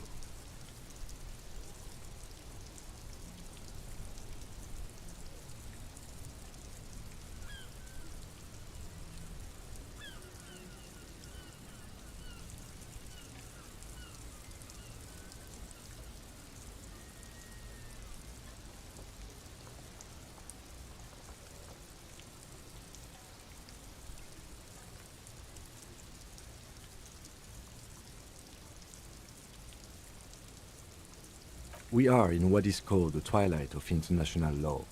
The laws we claim to enforce come from the MI. Without them, we are simply vigilantes. Sadly, it is what we already are to the people of Martinez, most of them at least, especially the Union. Vigilantes. I expect our job here to prove quite challenging. The lights of the orphan district are reflected in his glasses. The red and golden orbs of the motorway sliding like pearls on a string from east to west as Revachol commutes back to the suburbs. Tomorrow is Tuesday. Monday is over. Well, we inspected the victim's body, so that's good. It was not easily approachable in that state, but we did it. Our inspection could have been more thorough, as it always can, but we have some leads we can follow up on. The body is still hanging from that tree, which is unfortunate. And there's still much to do at the crime scene.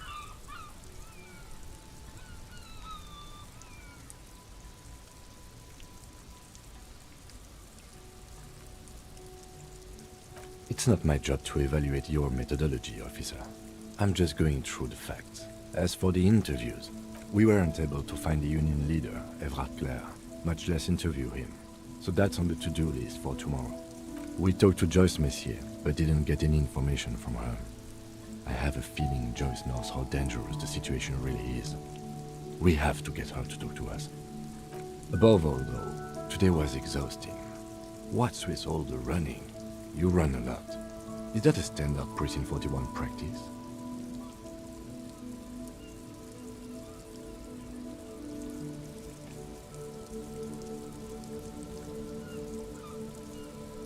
I have a really good theory about why you're running so fast, son.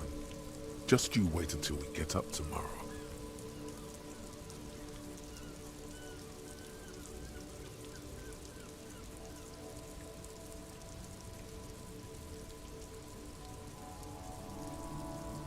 It's impressive, especially for a man your age, and in those hills. Nice shoes, by the way. I like the green. Goes with the orange. The dying lights of the city shimmer below. Slowly, like luminous clouds, they pass on his lenses. The lieutenant looks at his slim cigarette, contemplating the next drag.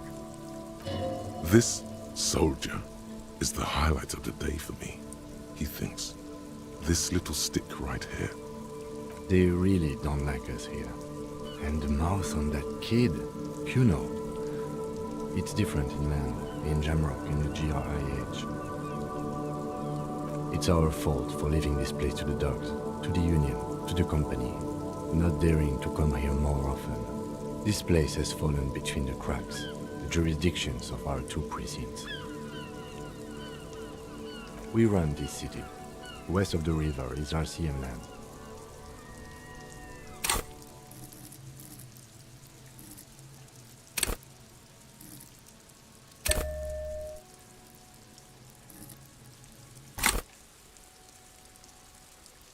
It's incredibly hard.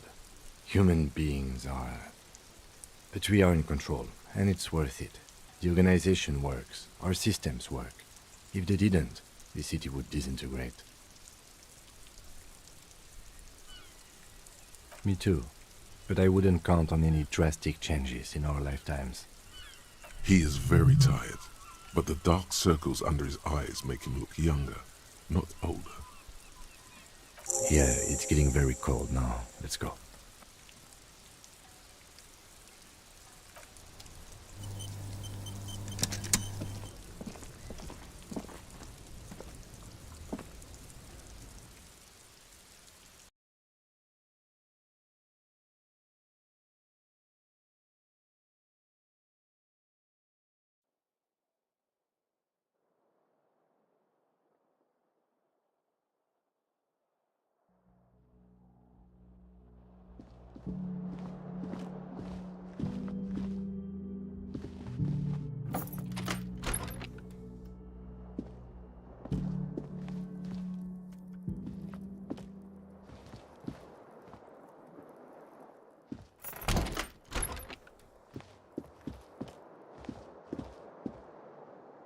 The bed is cold and not particularly inviting, but it's yours. The sheets look awful.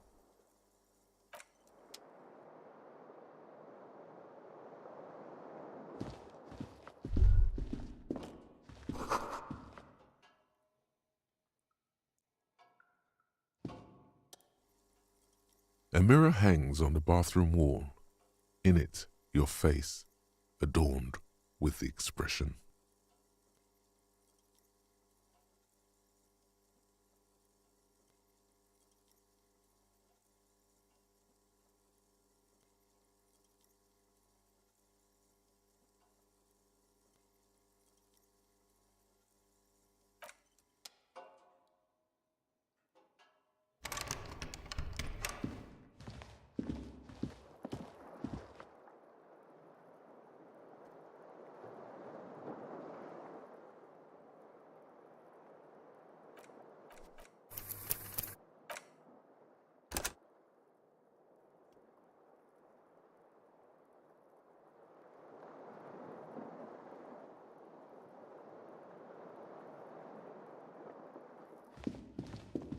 A mirror hangs on the bathroom wall. In it, your face, adorned with the expression.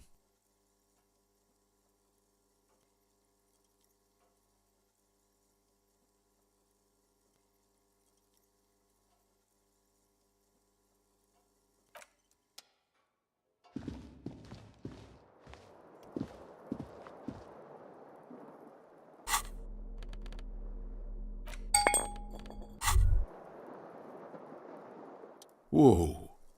In your hand, Pyrrolidon, the double rainbow of synthetic hallucinogens, rare and gritty, a product of the age of atomic power.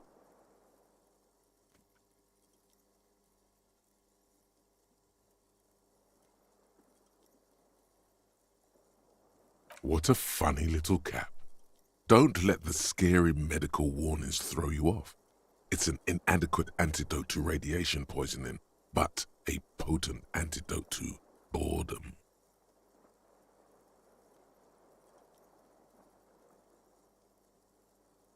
The container is warm to the touch, or is that just the anticipation? You screw the lid open and look. A little slit on the side lets you just slurp it up, like an oyster. Come on, slurp it. You suck a manly dose of the extremely chemical-smelling liquid into your mouth. There, it seeps into your tongue. When you swallow, it's already almost all gone.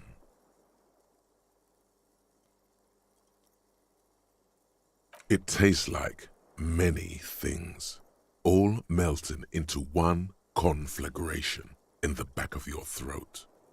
As you look around, the world slowly exists as it did before. Only now, gentle flames lick at its edges, as though it were a photo burning.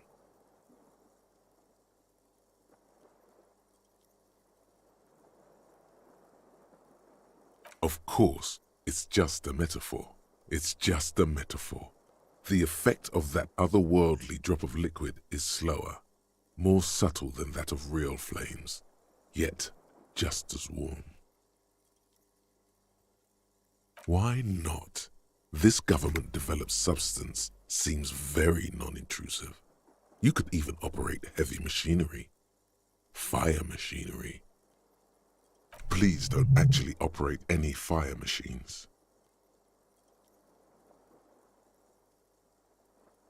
Already you can tell you're going to be slurping a lot more pyrrolidon. This stuff is going to give you insight into that little flickering light hidden in all human beings.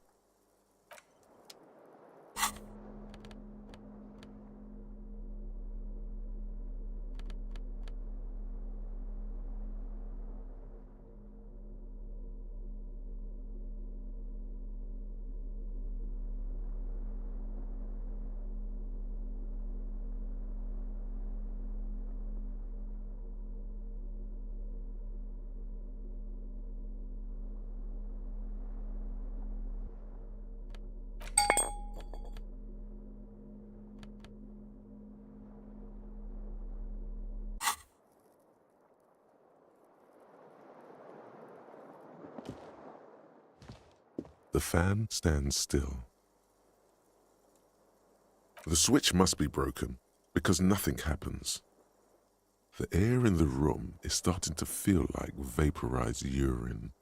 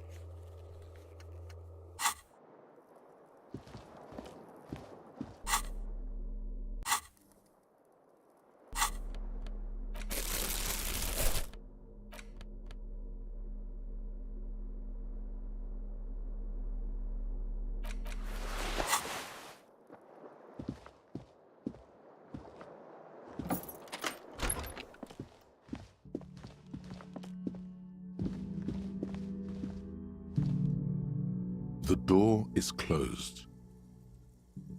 This door can only be opened with a key or from the inside.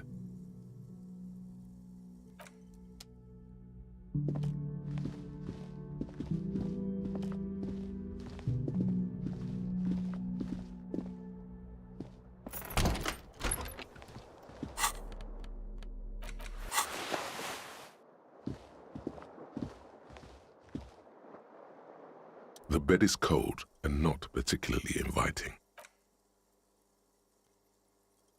The sheets feel at once coarse and clammy against your skin. The bed sags beneath your weight as you stretch out and finally close your eyes. And then sleep doesn't come.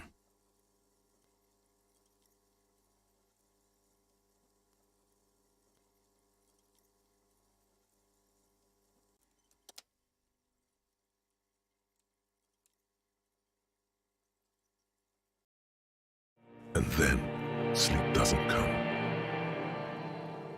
Obviously, you're in bed with your eyes closed, but it's not happening. Maybe it's the bed's fault. Its synthetic filling has separated into hard lumps. The pillowcase smells oddly.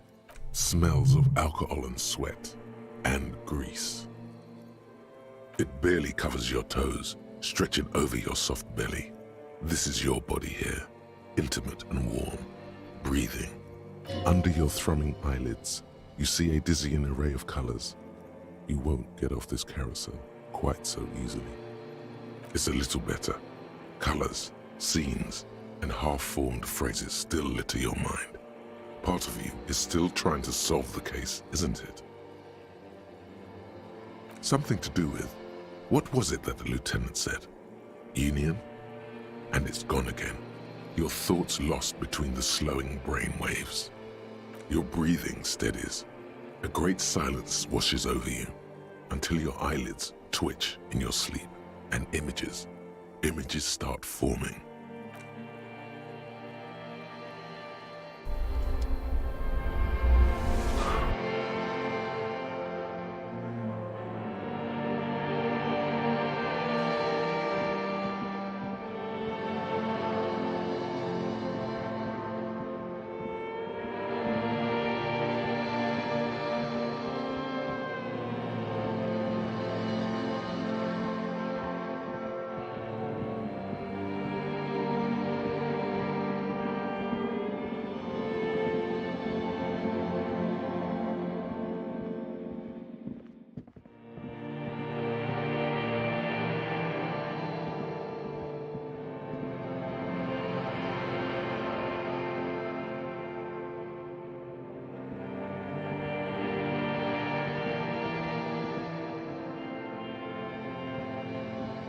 Do you remember the scent of your childhood? Do you remember your wife's hand on your face?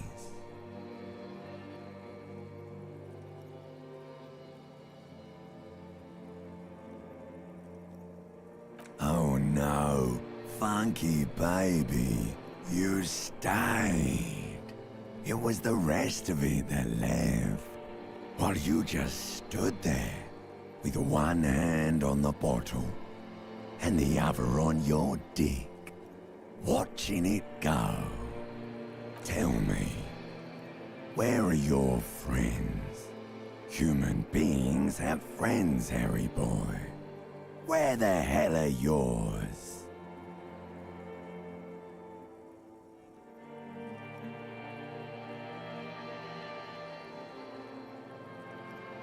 They were only cramping your descent into the abyss. Now they're gone.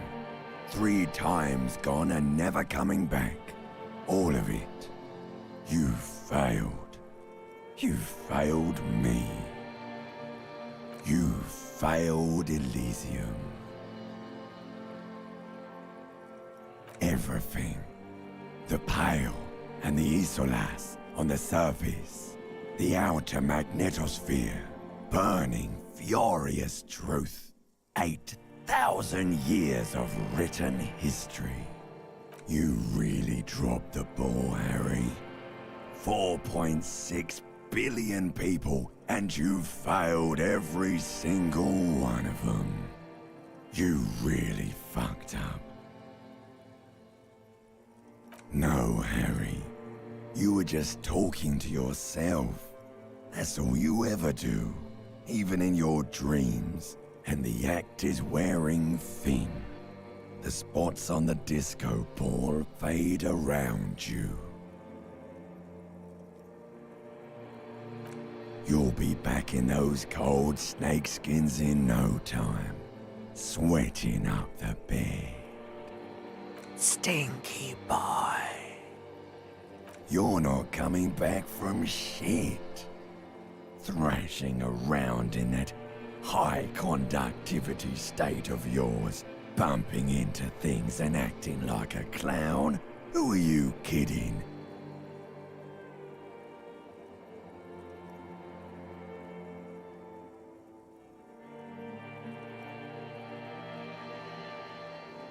Your mind is what now? I can't hear you.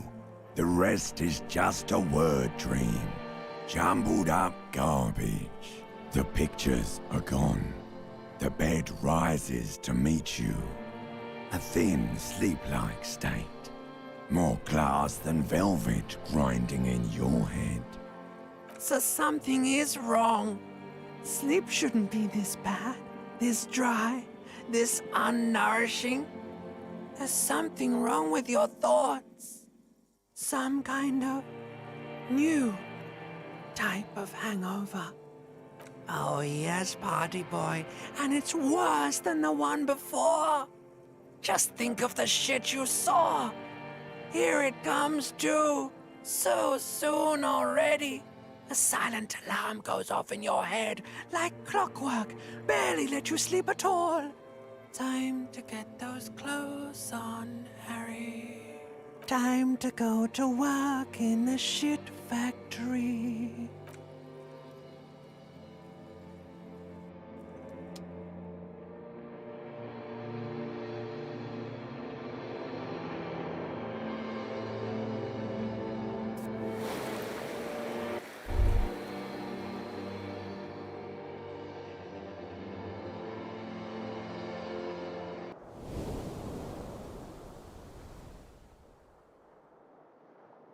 Good going, buddy.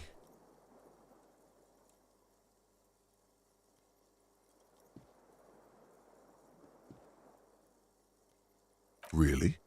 Because you feel even worse this morning than you did last night. You mean, why are you so tired? Too tired and down to even think? It is worrying, isn't it? You can't be a detective like this. Detectives need to be able to think. It's just that your heart has finally pumped all the speed out of your system, Buster. Time to get some more. You're too weak to say no now. Waking up is the worst part. Maybe somewhere down the line you could decline.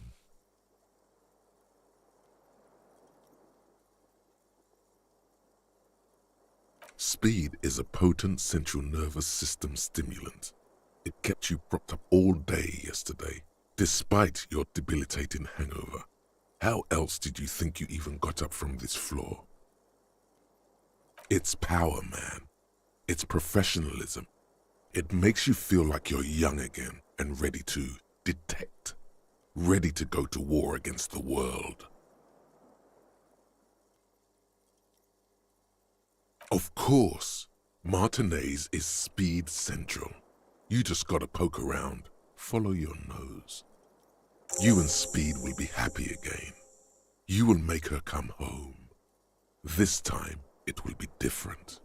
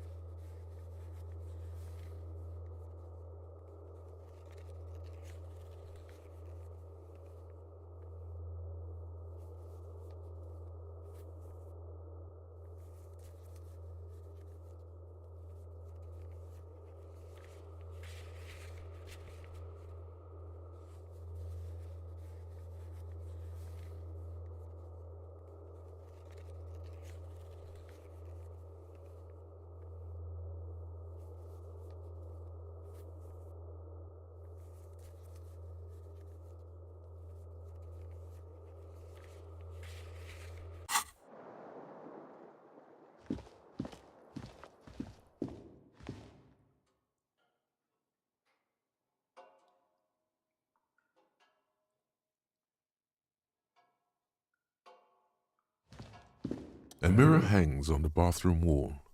In it, your face, adorned with the expression.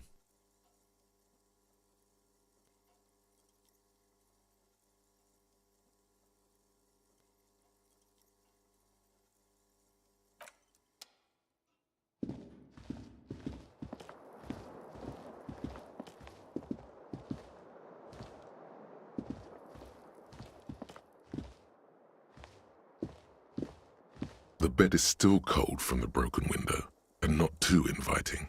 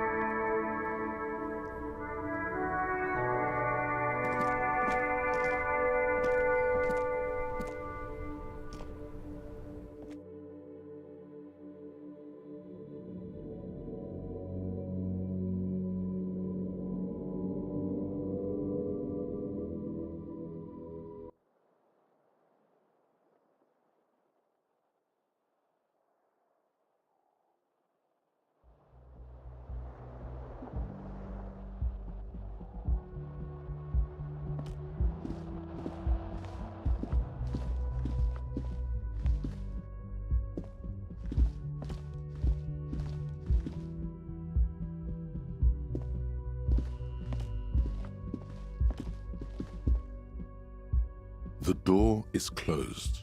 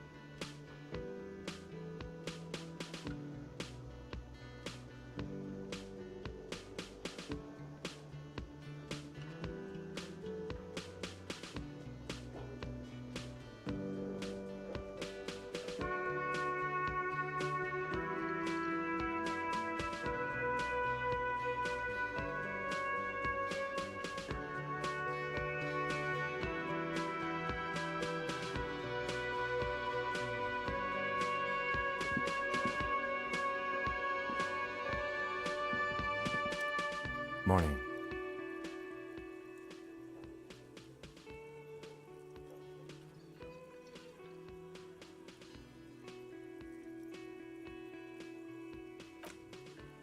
Looks like we can get to work at once.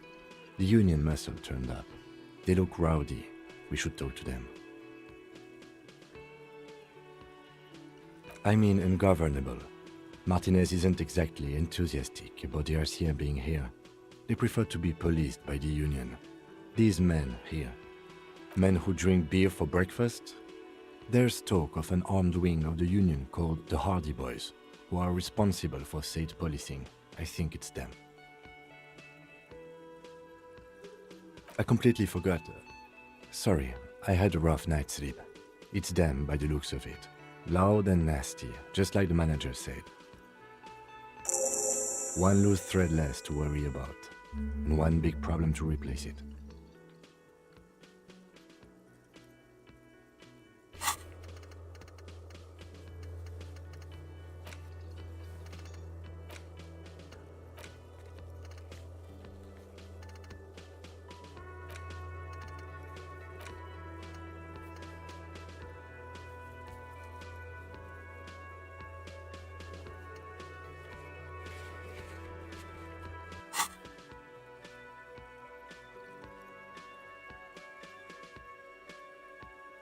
Everything points to the dockworkers' union. The belt used for hanging him, the circumstances in Martinez, my preliminary information, which may, of course, all be wrong. But we still need to talk to them, and it won't be easy. That would just escalate tensions. No captain would sign off on it. Solving one murder isn't worth a conflict between the RCM and the Debarders' union. In fact, even the death of 2 detectives might not warrant an all-out war. So let's keep a cool head, okay?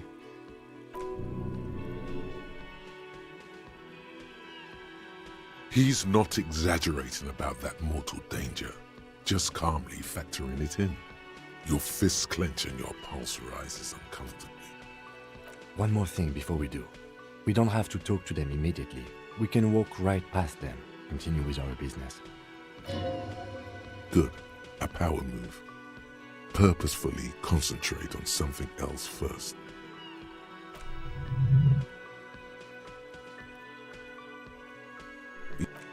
They're in no hurry to leave.